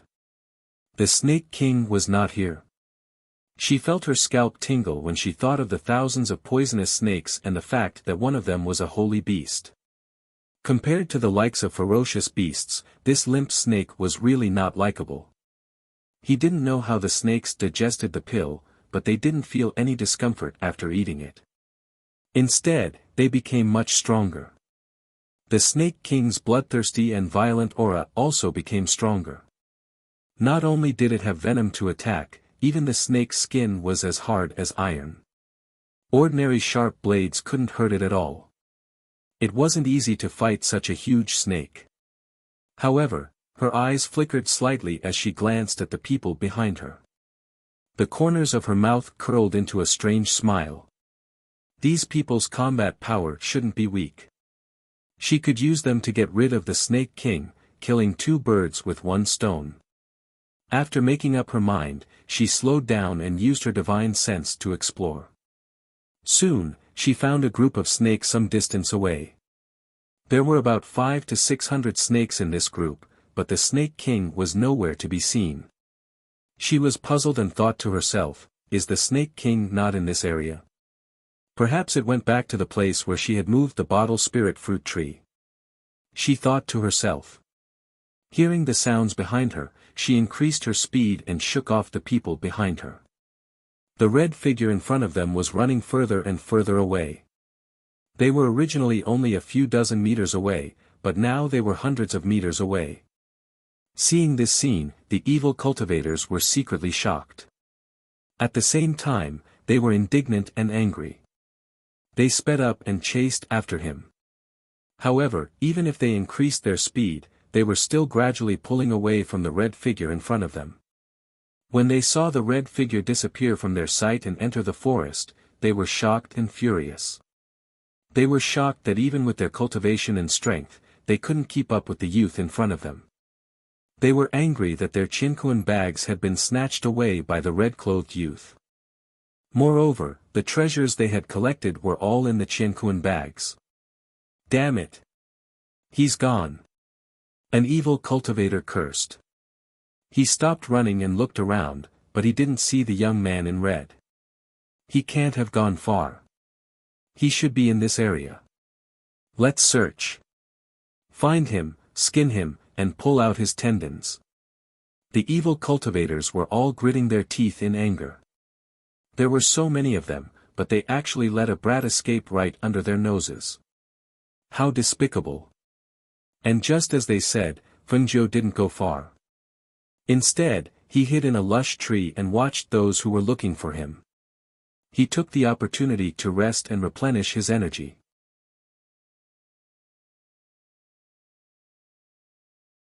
Chapter 1108. She listened carefully and heard rustling sounds accompanied by hissing sounds. Moreover, there were so many of them. It wasn't just one or two, but, she was startled and released her divine perception. She saw that some of the ferocious beasts in the area were running for their lives into the depths of the forest. The leaves in the forest swayed without any wind, as if something was moving. She probed with her divine perception and couldn't help but open her mouth. It can't be. They really found me. Do they have a dog's nose? The forest was densely packed with snakes of various sizes and colors. Some were coiled around the branches while some were slithering on the ground. They all rushed towards her at the same time. Behind these small snakes, the Snake King she was familiar with seemed to have changed. She didn't know why, but there was a big bump on its head that was faintly glowing red. It was very frightening. What surprised her was that it had actually jumped from the initial stage of a sacred beast to the peak of a sacred beast. No wonder its body had more than doubled in size. She wasn't the only one who noticed the hissing sounds of the venomous snakes. Even the heretical cultivators below who were looking for her, as well as the cultivators who were unwilling to leave, noticed it. Those cultivators were behind the heretical cultivators, so they noticed it earlier than the heretical cultivators. When they saw the venomous snakes suddenly surging out of the forest, their scalps couldn't help but tingle. The alchemist hurriedly took out realgar and scattered it in all directions. Unexpectedly, a portion of the snakes blocked it, but a portion of them didn't fear the realgar and continued to slither forward. As if enraged, the snakes let out hissing sounds one after another. They stared at the few of them with bloodthirsty eyes. Their bodies shrunk, and they suddenly jumped up. They opened their mouths and bit at the few of them. Ah! The alchemist jumped in fright and hurriedly hid behind the golden core cultivator. At this time, the golden core cultivator brandished his saber, but only saw that the snake was sent flying. His saber and sword could not cut it at all. His expression changed. This is an iron-silver snake. A metal-type venomous snake, invulnerable. Hiss. There's a huge snake behind us. Not good. Run. The golden core cultivator cried out in alarm and hurriedly brought the alchemist towards the evil cultivators. The nascent soul cultivator and the other two golden core cultivators didn't believe it. They stepped forward to block the attack and sent out several fierce chi currents to attack the snakes. However, when they saw that their attacks really didn't have any killing power and the snakes were still rushing forward, their expressions changed greatly and they quickly rushed forward. Run! The evil cultivators laughed when they saw this. Coward! How could he be so scared of a few snakes? He's so useless that he's the best. However, as soon as they finished speaking, they saw the cultivators fly past them. They did not stop them, but stared at the snakes on the ground behind them. However, the more they looked, the more they felt that something was wrong. Not only were they on the ground, but they were also on the trees. Moreover, there were so many of them that it was enough to shock anyone. Damn it! Why are there so many snakes? As they cursed, they quickly turned around and ran forward. However, just as they turned around and ran forward, they saw the red figure appear in front of them and the other cultivators. Look! It's that brat! Catch him! Damn it!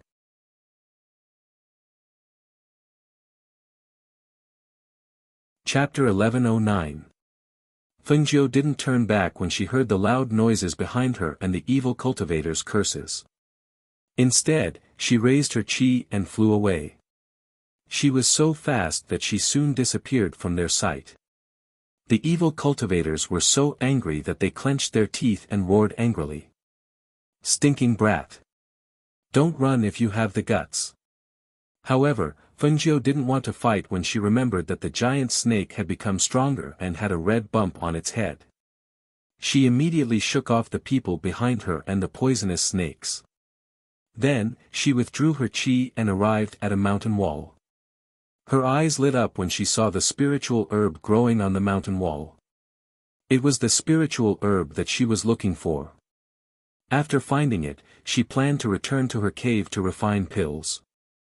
There was a barrier there, so even if the snakes wanted to find her, they might not be able to. Moreover, Duan Yi and the others were there, so she was a little worried. Although Tun Yun was there to look after them, she felt more at ease if she went to their side. At least, if anything happened, they could deal with it immediately.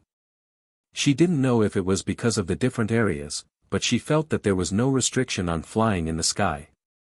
However, it was easy to be exposed in the sky. Moreover, there were many trees in the forest, so very few people used flying.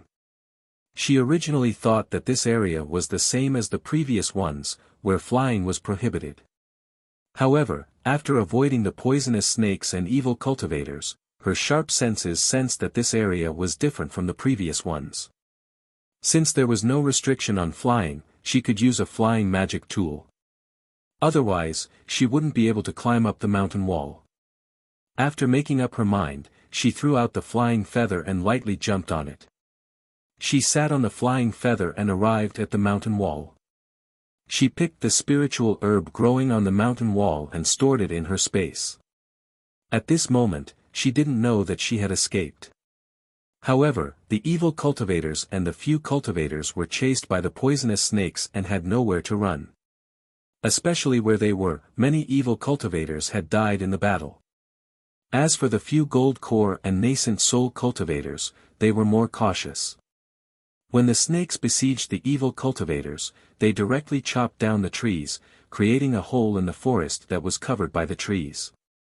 They quickly took a leap, and with the mentality of going all out, they wanted to fly up on their flying swords and avoid the poisonous snakes on the ground.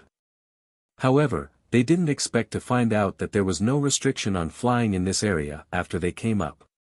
Quickly use your flying swords and leave the ground. When the leader of the evil cultivators saw that the few people were escaping on their flying swords, he immediately summoned his flying sword and followed them to escape from the encirclement on the ground. However, in their fear and under the siege of the snakes, some of the evil cultivators on the ground were still thinking that they couldn't fly and had nowhere to run. They completely didn't realize that they could also use their flying swords in this area. That's right, the forest in this area was so dense that they couldn't see the sky. In addition, they couldn't fly in the area when they entered.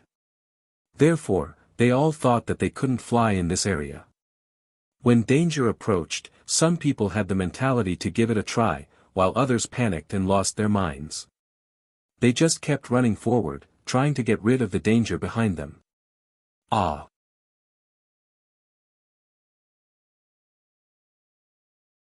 Chapter 11:10. How can there be a giant beast at the peak of the holy beast realm? They knew that there were ferocious beasts in the Death Mountain range, but this was not the deepest part of the Death Mountain range. It could only be considered the outer ring. Even if a holy beast appeared in this place, it would be impossible for a peak holy beast to appear. However, at this moment, the pressure emitted by the giant snake below was the aura of a peak holy beast. They understood. No wonder there were so many poisonous snakes in the surroundings. If a peak holy beast was a snake, not to mention that this was only the outer ring, even if it entered the inner ring, this snake could become the king of snakes.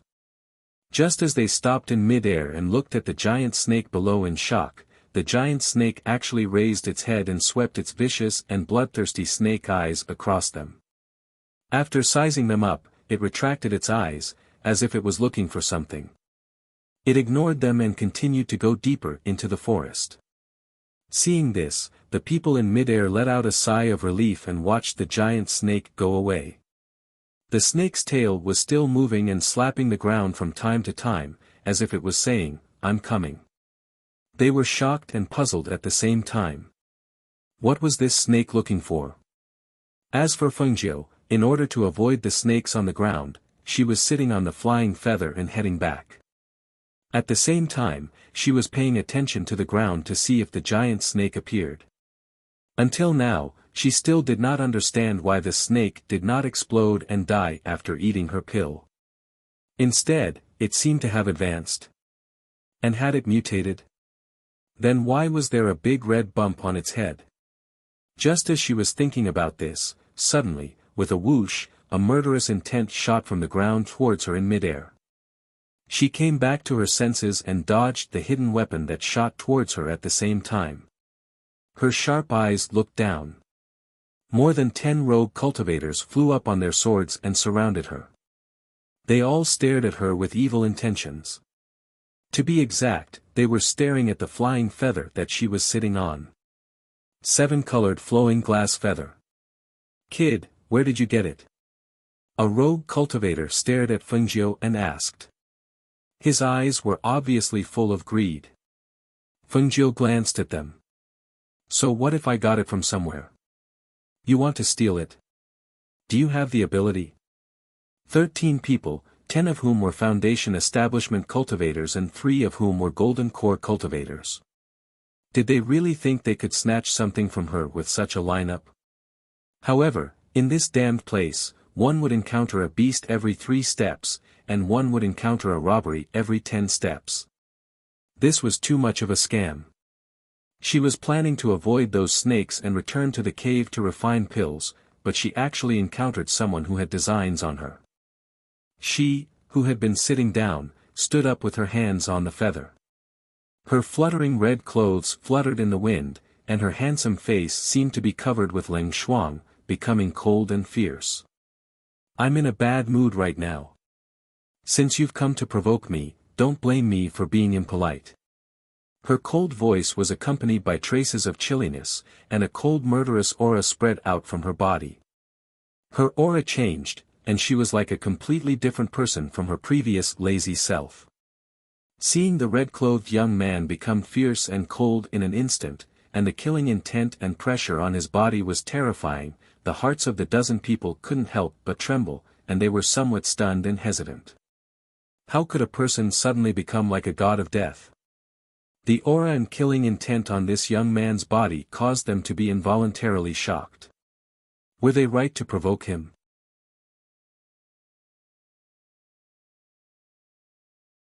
Chapter 11:11. Just as they were feeling shocked, the red-clothed youth in the middle moved his hand. A red ribbon flew out from his waist and wrapped around his hand. The other end of the ribbon flew towards them, striking the neck of one of the Foundation establishment cultivators at a speed that was too fast for them to react. Whoosh! There were no screams or cries of alarm. The red ribbon, infused with spiritual power, instantly became a lethal weapon as it sliced through the Foundation establishment cultivator's neck. Blood spurted out and the red ribbon retracted and attacked another person. The Foundation establishment cultivator whose throat had been sliced lost his life and fell from the sky. Hiss! When the people around saw this scene, they finally recovered from their shock and quickly dodged. However, those who dodged too slowly only saw the red silk streaking past their eyes. When they wanted to dodge, they felt a powerful pressure coming from the red silk, enveloping them. The terrifying pressure stunned them, making it impossible for them to dodge. They could only watch as the killing intent approached them. Ah! A Foundation establishment cultivator at the back cried out in alarm. Seeing people die one after another under the red ribbon, the Foundation establishment cultivator at the back turned around in shock and wanted to escape. While the red-clothed youth was dealing with the people in front of him, he was the first to turn around and escape. Come back! The 3 gold core cultivators recovered from their shock. When they saw that someone was trying to flee, they roared in anger. However, even as they roared, the red silk wrapped around the fleeing Foundation establishment cultivator's leg and dragged him back. No, no! Let me go! I don't want to die! A panicked voice begged for mercy. The leg that was wrapped around by the red ribbon looked as if the Grim Reaper had grabbed his hand and dragged him to hell. He was so frightened that he struggled. He turned around and swung his sword at the red ribbon, wanting to cut it. Unexpectedly, when his sword slashed at the red ribbon, it was blocked by a wave of spiritual power. Seeing this, how could he not know that the red ribbon was an extraordinary magic treasure? Kill him! If he doesn't die, then we will. The 3 golden core cultivators shouted. Since they couldn't retreat, they could only use all their strength to kill the red-clothed youth. Otherwise, none of them would survive. Initially, the Foundation establishment cultivators were still fearful and wanted to escape. However, after hearing the words of the 3 golden core cultivators and seeing that they could not escape, they understood that they could only fight. Hence, they gritted their teeth and charged forward with their swords. Since they couldn't escape, they had to fight for their lives. Fighting spirit rose, killing intent appeared. The remaining 10 people surrounded Fengjiu, intending to kill him. However, it was fine if Fengjiu didn't make a move, it was fine if she didn't have any killing intent, but once she did, how could these people be her match? In the air, a fierce murderous intent whizzed out along with the airflow. A red figure stood on the rainbow glass feather and faced the rogue cultivators head-on. The spiritual energy fluctuations in the air fluctuated along with the surging battle intent and murderous intent. The air seemed to have solidified slightly. The golden core cultivators were fighting with all their strength, causing the Foundation establishment cultivators to be unable to withstand the pressure. Their faces turned pale, and the blood in their bodies surged chaotically. Pooh! One of the Foundation establishment cultivators couldn't hold on any longer and spat out a mouthful of blood. His entire body staggered on the flying sword and fell down.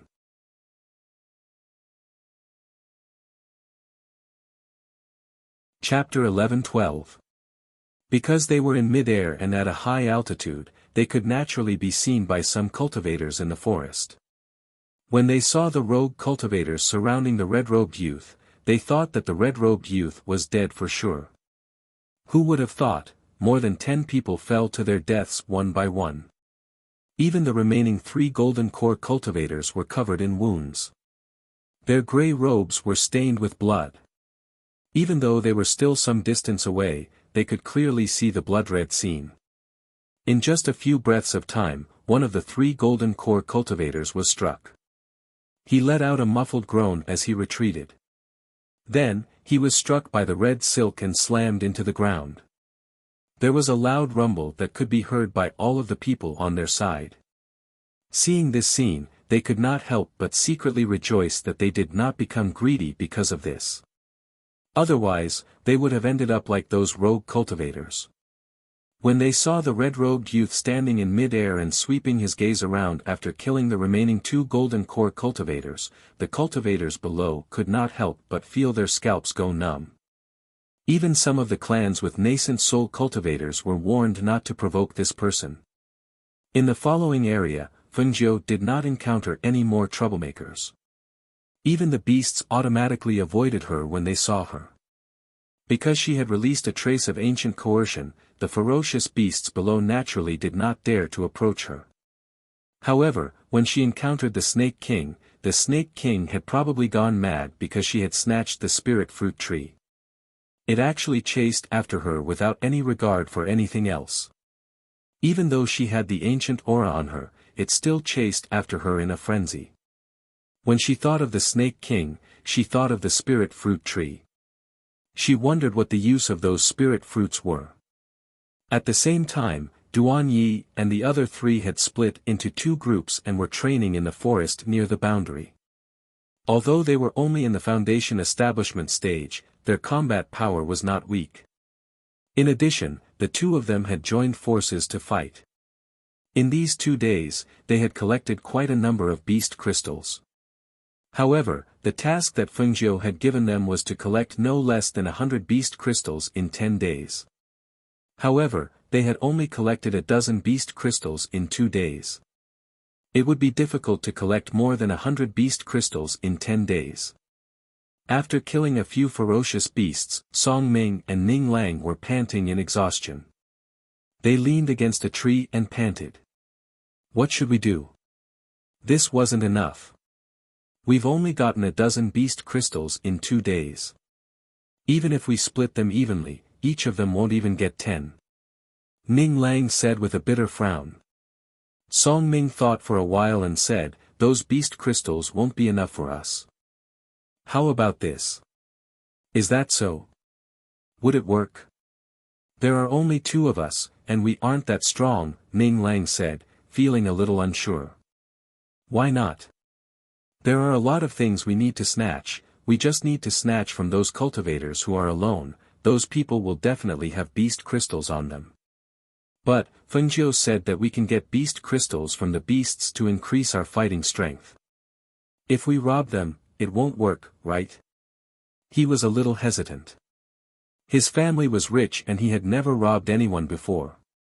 Song Ming's large hand clapped him on the shoulder, and he said, even if you want to snatch, you still have to fight. Do you think you don't have to fight just because you snatched it? Some of those cultivators are stronger than us. If we rob those rogue cultivators or evil cultivators, we will definitely get more beast crystals. Moreover, we might even get other treasures. Don't you want to?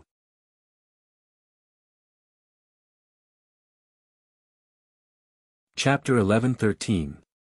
Just as he expected, Ning Lang's heart skipped a beat. After thinking for a while, he nodded, all right. I agree. Let's do it right away. However, we still need to plan how to rob them. Other than using our hands, we can also use our brains. All right then. Tell me, how should we do it? Song Ming looked at him and asked. Of course, we have to see who we're robbing. Apart from that, since we're robbing them, I think the 2 of us should put on some disguises. Otherwise, we'll be in trouble if we're recognized. As he spoke, he took out things from his space and said, I have a lot of things here and some old clothes. Let's change into them later. There's also a fake beard, a ghost mask, and a black cloak. Where did you get these things? Song Ming looked at him strangely. I used them to prank people in the past. I've been keeping them. Here, this is for you. Once you're done, we'll go look for our target. However, I think it's better not to go too far away. Otherwise, it'll be too dangerous. Hearing this, Song Ming smiled. Come on, we haven't even done anything yet and you're already worried. Alright. We don't need the beard. Change into the clothes, put on the black cloak, and put on the ghost mask. Duan Yi and the others won't be able to recognize us in this disguise. As they spoke, the two of them quickly changed their clothes and put on their disguises. Only then did they head into the forest to look for targets to rob. Tun Yun stood on a tree. The lush leaves covered its snow-white body. It watched the two of them head into the forest. After pausing for a moment, it changed its direction and headed in the direction of Duan Yi and Luo Fei. When it found Duan Yi and Luo Fei, it squatted not far away and watched. It saw that they were fighting with a few evil cultivators in the forest. Duan Yi's fighting strength was one of the best among them, and Luo Fei had a lot of tricks up his sleeves. The two of them worked together, and it didn't take long for them to eliminate the evil cultivators. Before they left, they burned the corpses with fire and destroyed the corpses. It followed behind them and watched as they walked to a place in front of them. After making sure that there was no one around, they took out their spoils of war and distributed them while counting. Wow! These heretic practitioners have quite a lot of things. You see, we got over 200 beast crystals from them. It can be seen that they robbed a lot of people. Luo Fei's face was full of excitement as he said, at least 110 days. I think Ning Lang and the others definitely won't have as many as we do. How about this? At that time, we will see how much they take out. We just need to take out a little more than them. Anyway, as long as we win against them, their beast crystals will be ours.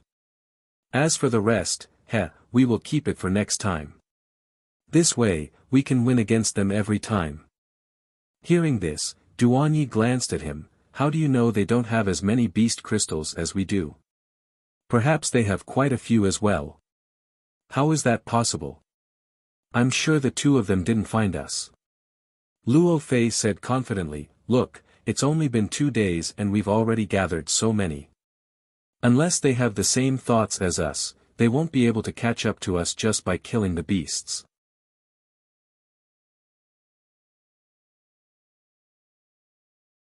Chapter 11-14. In the evening, when Tun Yun saw its master flying across the sky on the rainbow glass feather, it wagged its tail in joy. Its master had returned. Fengjiu returned to the barrier on the flying feather. Seeing that there was no one inside, he returned to his abode to rest. He planned to refine pills the next day after resting.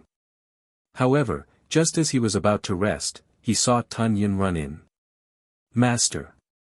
Why are you back? Didn't I ask you to follow them? Fengjiu asked, looking at Tun Yun who had run in. I saw that you were back, so I came back to report to you about their movements over the past 2 days. As Tun Yun spoke, he jumped to her side and reported everything that had happened in the past 2 days to her. After a long while, Fengjiu laughed after listening to Tun Yun's report. It's only been 2 days. We don't know who's going to win yet. Although Ning Lang and Song Ming are no match for Luo Fei in terms of scheming, they have their own strengths. As long as we use them well and make use of their strengths, I believe that the outcome will be suspenseful. Alright, continue to keep an eye on them. As long as there's no danger to your life, you don't have to appear to help. If you run into something that even you can't solve, then come back to me. She gestured for it to leave. Hearing this, Tun Yun responded and left the barrier, running towards Ning Lang and the others. Its master had used medicine on both teams. It only needed to follow the smell of the medicine to find them. As for the smell of the medicine, only it and its master could smell it. They didn't even know that its master had done something to them. Just as Fengjiu had expected, Ning Lang and Song Ming had gained a lot over the next few days. Apart from killing ferocious beasts, they also attacked evil cultivators and rogue cultivators in the forest. They killed evil cultivators when they encountered them. As for rogue cultivators, they only took their belongings and did not take their lives. The 10 days passed by quickly. On the morning of the 10th day, the 4 exhausted people dragged their weary feet back to the barrier. As soon as they entered, they collapsed on the ground to rest. Inside the barrier, they could rest at ease without worrying about danger. But outside the barrier, they couldn't. Even if the surroundings didn't seem to be dangerous, they still didn't dare to rest without any precaution. Tun Yun followed them in after they returned. It glanced at the 4 people lying on the ground before entering the cave to inform Fengjiu. Not long after, Fengjiu, dressed in red, walked out of the cave. When he saw the appearance of the 4 people, he couldn't help but raise his eyebrows. "You're all back. Since you're back, take out what you've obtained in the past 10 days. Hearing this, the 4 people on the ground leaped up while quickly calculating in their hearts. They glanced at each other and said in unison, "You guys take it first." Fengjiu glanced at them and said, "Take your own things and turn around to count. Also, you are not allowed to take out anything else after the comparison, even if you have more." The meaning was very simple. You can take out as much as you want. However, once you take out something, even if it's less than the other party, you can't take it out again if you still have space. Therefore, this was a test for them. Do they want to take out everything and win for sure? Or do they want to save some for later?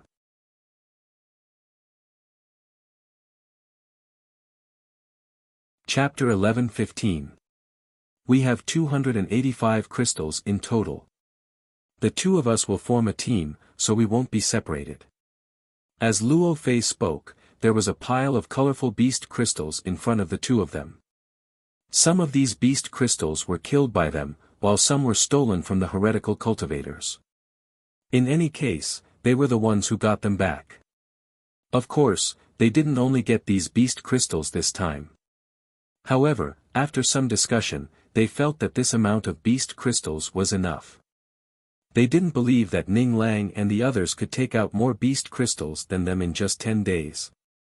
But very quickly, when they saw Ning Lang proudly raise his chin and smile at them, the 2 of them suddenly had a bad feeling. Could it be that the 2 of them really had more beast crystals than them? We have 498 beast crystals. Among them, the rank 9 beast crystals are. Ning Lang reported the number. Not only did he report the number, but he also reported the attributes of the beast crystals, as well as their grades. When Fengjiu heard this, the smile on his face deepened. He was indeed an expert at making money. He was so meticulous that he could even distinguish the grades and attributes of the beast crystals. Moreover, from the number he reported, it was obvious that the 2 of them didn't hold back. On the contrary, they were determined to win. In the end, Ning Lang said, "Although we said that we'd split into our own teams, we thought about it and realized that we've already split into 2 teams. Therefore, we'll decide who wins and who loses in this team." What he meant was that no matter if they won or lost, since they were in the same team, they were willing to share the burden and share. Seeing this, Fengjiu secretly nodded. After glancing at the 2 of them, he looked at the dumbfounded Luo Fei and the pursed lips of Duan Yi and smiled, "Hand over half of your 285 beast crystals to me. The rest will go to Ning Lang and Song Ming." Duan Yi didn't say anything. After all, Ning Lang and the rest did have a lot more than them. However, if they took out the beast crystals from the space, they could compete with them. But even if they wanted to take them out now, it was already too late. "How did you get so many?" Luo Fei asked in disbelief. He couldn't understand the origin of these beast crystals. "Apart from some that we killed, we also targeted a group of evil cultivators. There were more than 20 of them. We lured them out one by one and killed them one by one. Their belongings naturally became ours. Ning Lang said proudly. He took advantage of the greed of those evil practitioners and used treasures to bait them. Although they still fought in the end, this method was much more convenient and could reduce the danger. They wouldn't kill the innocent. As for the evil practitioners, they only killed them. As for the rogue practitioners who didn't provoke them, they just found an opportunity to snatch their Qianquan bags and leave. Then why did you take all these out? I thought we were going to win for sure. Luo Fei said. Even now, he still couldn't figure out how he had lost to them and who knew. However, he did not know that he had lost to Ning Lang and Song Ming because he had thought too far ahead.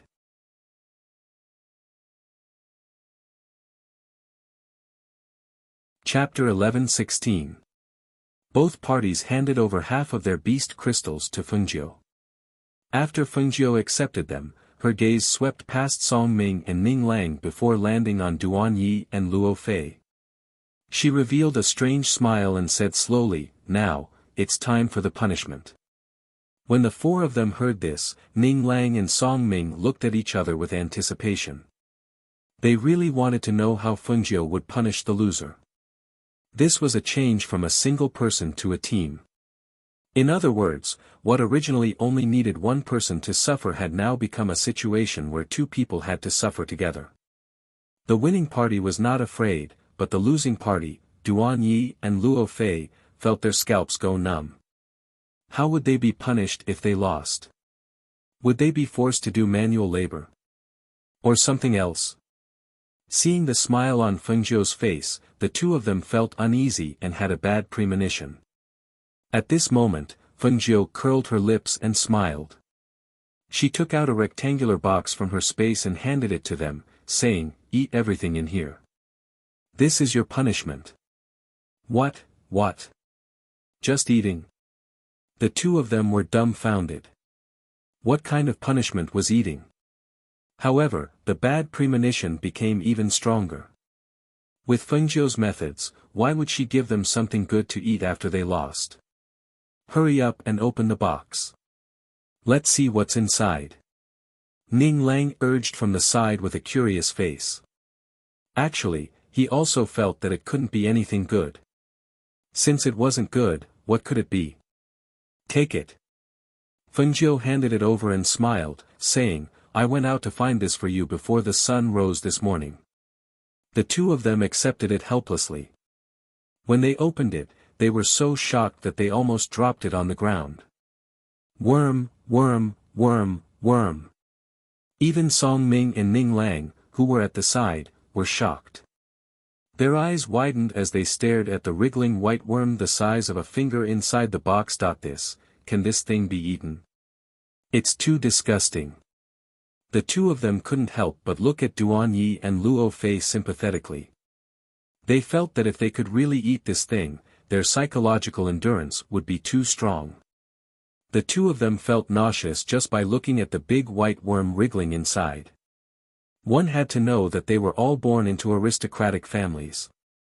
Which of their meals were not filled with delicacies? Let them eat this? It was too terrifying. Eat. Don't worry, it's not poisonous. On the contrary, this kind of big white worm is quite nutritious. She chuckled. The loser has to be punished. I said it before. Come. You don't have to be polite. We won't fight with you. Can this be eaten? I've never seen such a disgusting thing in my entire life. Luo Fei's face turned pale. He couldn't help but take a step back, his face full of resistance. Don't worry, it can be eaten. It's just that it doesn't look very good. Come, I'll teach you how to eat it. She took a step forward and gestured, picking up a big white worm in her hand. Chop off its head and tail. Just eat the small section in the middle. Come, open your mouth and taste it. She kindly brought the juicy section of the big white worm to Luo Fei's mouth and gestured for him to open his mouth. Luo Fei's face was dejected. He stared at the big white worm that was dripping with milky white juice, his heart filled with regret.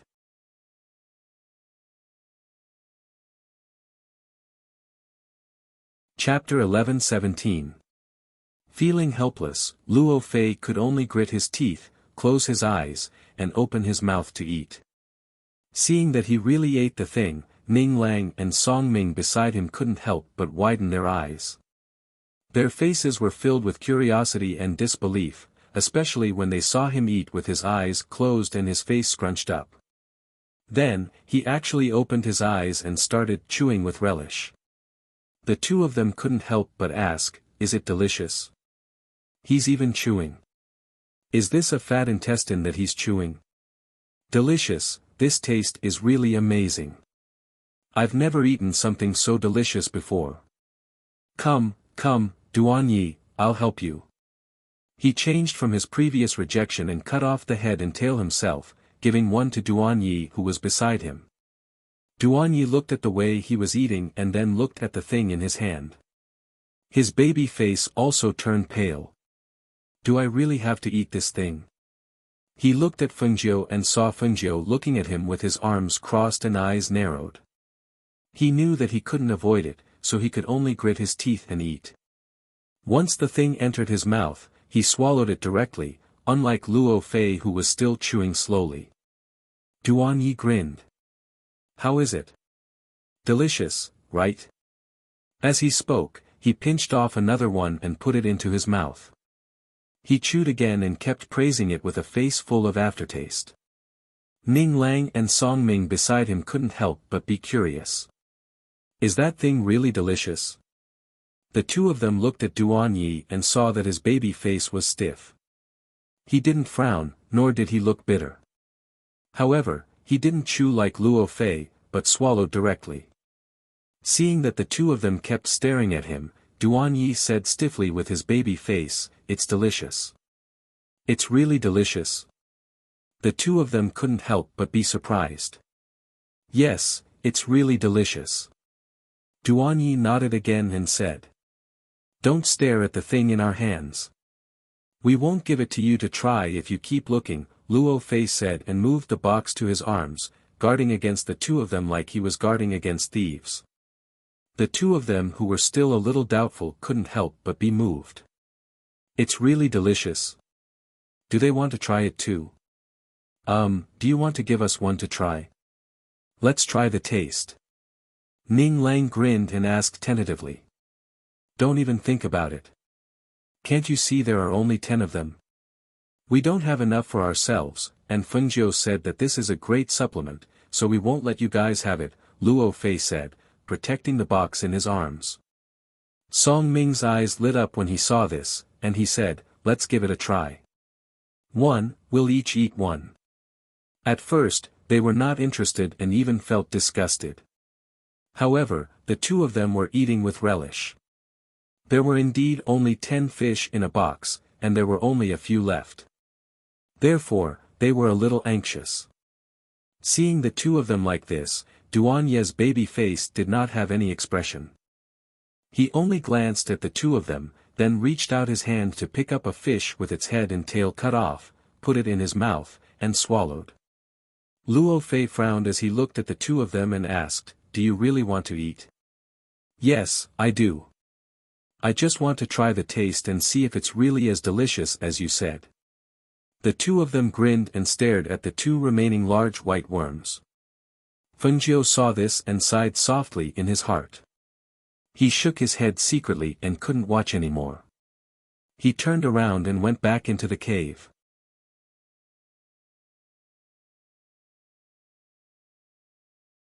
Chapter 11:18. Sure enough, after she left, the two behind her couldn't hold back their curiosity and grabbed a worm each and tasted it after cutting off the head and tail. Once it entered their mouths, the special smell made Ning Lang and Song Ming vomit on the spot. They bent over and their faces turned pale in an instant. The two of them spat with all their might and didn't forget to glare at the laughing Luo Fei. "Ha ha ha, you two idiots, you actually believed it." Luo Fei laughed heartily as he slapped his thigh with one hand. He looked at the two people who were half bent over with ugly expressions after eating a big worm. When he saw the two people's nauseous expressions, he was instantly amused. The nausea he felt from chewing a few worms earlier was now suppressed. Even Duan Yi, who had a long face, couldn't help but laugh when he saw this. He asked, "The taste isn't bad, right?" "That's right, we ate 4 worms and you guys only ate 1 each. What a profit." Luo Fei grinned and took out a water bag from his space to rinse his mouth. Ning Lang and Song Ming looked at them speechlessly. These 2 scammers, if they didn't see them eating with relish and looking like they were savoring the taste, they wouldn't have been fooled. Who knew that they could eat such a disgusting smell like delicacies? Alright, tell me, did you guys hand over all the beast crystals you got? I really didn't expect this. You guys could actually get so many beast crystals in 10 days. Luo Fei couldn't hide his shock as he looked at the 2 of them. To be honest, he didn't think that the 2 of them could get so many beast crystals and even take them all out. If they had followed their example and kept some, maybe they wouldn't have lost. That's right, do you think we're weaker than you? Ning Lang snorted lightly and was secretly pleased with himself. The few of them looked at each other and smiled. They didn't speak again and went to the simple wooden house to rest and treat the wounds on their bodies. In the evening, Fengjiu asked them to rest for 2 days to heal their wounds. Hence, that night, they barbecued meat, prepared wine and called Fengjiu out to eat. After 2 days of rest, their wounds were more or less healed.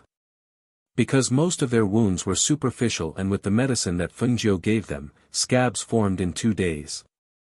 Hence, after 2 days of rest, they went out again and returned with beast crystals 10 days later. This time, the winner was naturally Luo Fei and Duan Ye's team. Ning Lang and Song Ming were naturally punished and still ate the big white worms raw. Just like that, they spent another month inside. On the morning of a month later, they arrived at the cave. Fengjiu. Tun Yun walked out from inside, glanced at them, and asked silently. "We're planning to go out, come and tell him." As the few of them spoke, seeing that Fengjiu didn't come out, they asked Tun Yun to pass the message. However, just as they were about to turn and leave, they heard Fengjiu's voice from behind them. "You guys have killed so many beasts, you should have killed all the beasts in this area. The remaining beasts are of a lower grade and won't be challenging to kill. How about this? I'll bring you guys to walk around a little further inside." She smiled and looked at the few of them.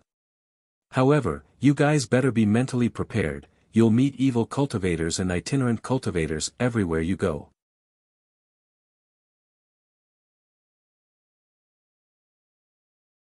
Chapter 11:19. Their eyes lit up. They had been here for some time. Since they followed Fengjiu here, they had been in the forest for more than 2 months. Including the journey and the delays on the way, it had been nearly 3 months. Thinking that they were supposed to stay for a year and 3 months had already passed, they were a little anxious. They didn't expect to hear him say that he was going to take them inside today. Just thinking about it made them excited. During this period of time, they had become familiar with the area. Therefore, they were looking forward to it even more. Would there be higher-level beasts inside? Would there be more precious spiritual herbs? Would there be dangers that they had never encountered before? Would there be surprises waiting for them? The adventurous spirit hidden in the depths of the men's hearts became active at this moment. They were looking forward to what they would encounter next. "Yes, we have been here for 2 months. Although your strength hasn't improved during this time, you only lack an opportunity. Let's go inside. I believe that in the remaining days, you will definitely have a breakthrough." She smiled and looked at them. She was still very confident in their strength. Therefore, they packed up and watched Fengjiu remove the boundary and array here. Then, they followed him into the forest on their swords. 2 days later, the 5 people and 1 beast came to a place in the forest to rest. They took out roasted meat from the space and heated it up with fire. Then, they shared it and ate it to fill their stomachs. Compared to the so-called fasting pills, they preferred to eat grains. In particular, the meat of these beasts could replenish the spiritual energy in their bodies. In addition, the taste was better than the fasting pills. Naturally, they would eat grains to stimulate their appetite. That's strange. Why didn't we encounter any danger along the way? Ning Lang said as he ate the roasted meat. Song Ming grinned. It can be because the murderous aura and evil spirit on our bodies are so strong that those beasts can't wait to avoid us. Hearing this, Duan Yi and Luo Fei glanced at him. Why didn't we feel anything? Ever since that time when they used beast crystals to determine victory and defeat, it was an eye-opener for them to see how cunning and scheming these two people were. Even Luo Fei had to admit that when these two people worked together to scheme, it was really hard to guard against them. Even he had lost 2 out of the 3 rounds that month. It could be seen that these two people were just pretending to be stupid. In the first round, he and Duan Yi kept their beast crystals and didn't hand them all over. In the second round, in order to win, they also thought that they would do the same as the first round and hand over all their beast crystals. Who knew that they would only take out the minimum 200 beast crystals that Fengjiu limited them to? Until the third round, he and Duan Yi lost again. Because they held back in the second round and took out the beast crystals they obtained in the third round, they naturally won. From this incident, they knew that these two guys were really good at scheming. Perhaps it could be said that Song Ming was not good at this, but Ning Lang was. As long as it was something related to money and benefits, he could always be meticulous in his calculations and make himself profit from it. You're tuning in to the Han Li's Wuxia Adventures YouTube channel. We're so grateful for your support, and don't forget to subscribe to join us on this incredible journey through captivating stories. Your generosity through donations truly makes a world of difference, as it's the primary source of revenue that allows me to expand and enhance this channel for you. Thank you from the bottom of my heart for being a part of this adventure.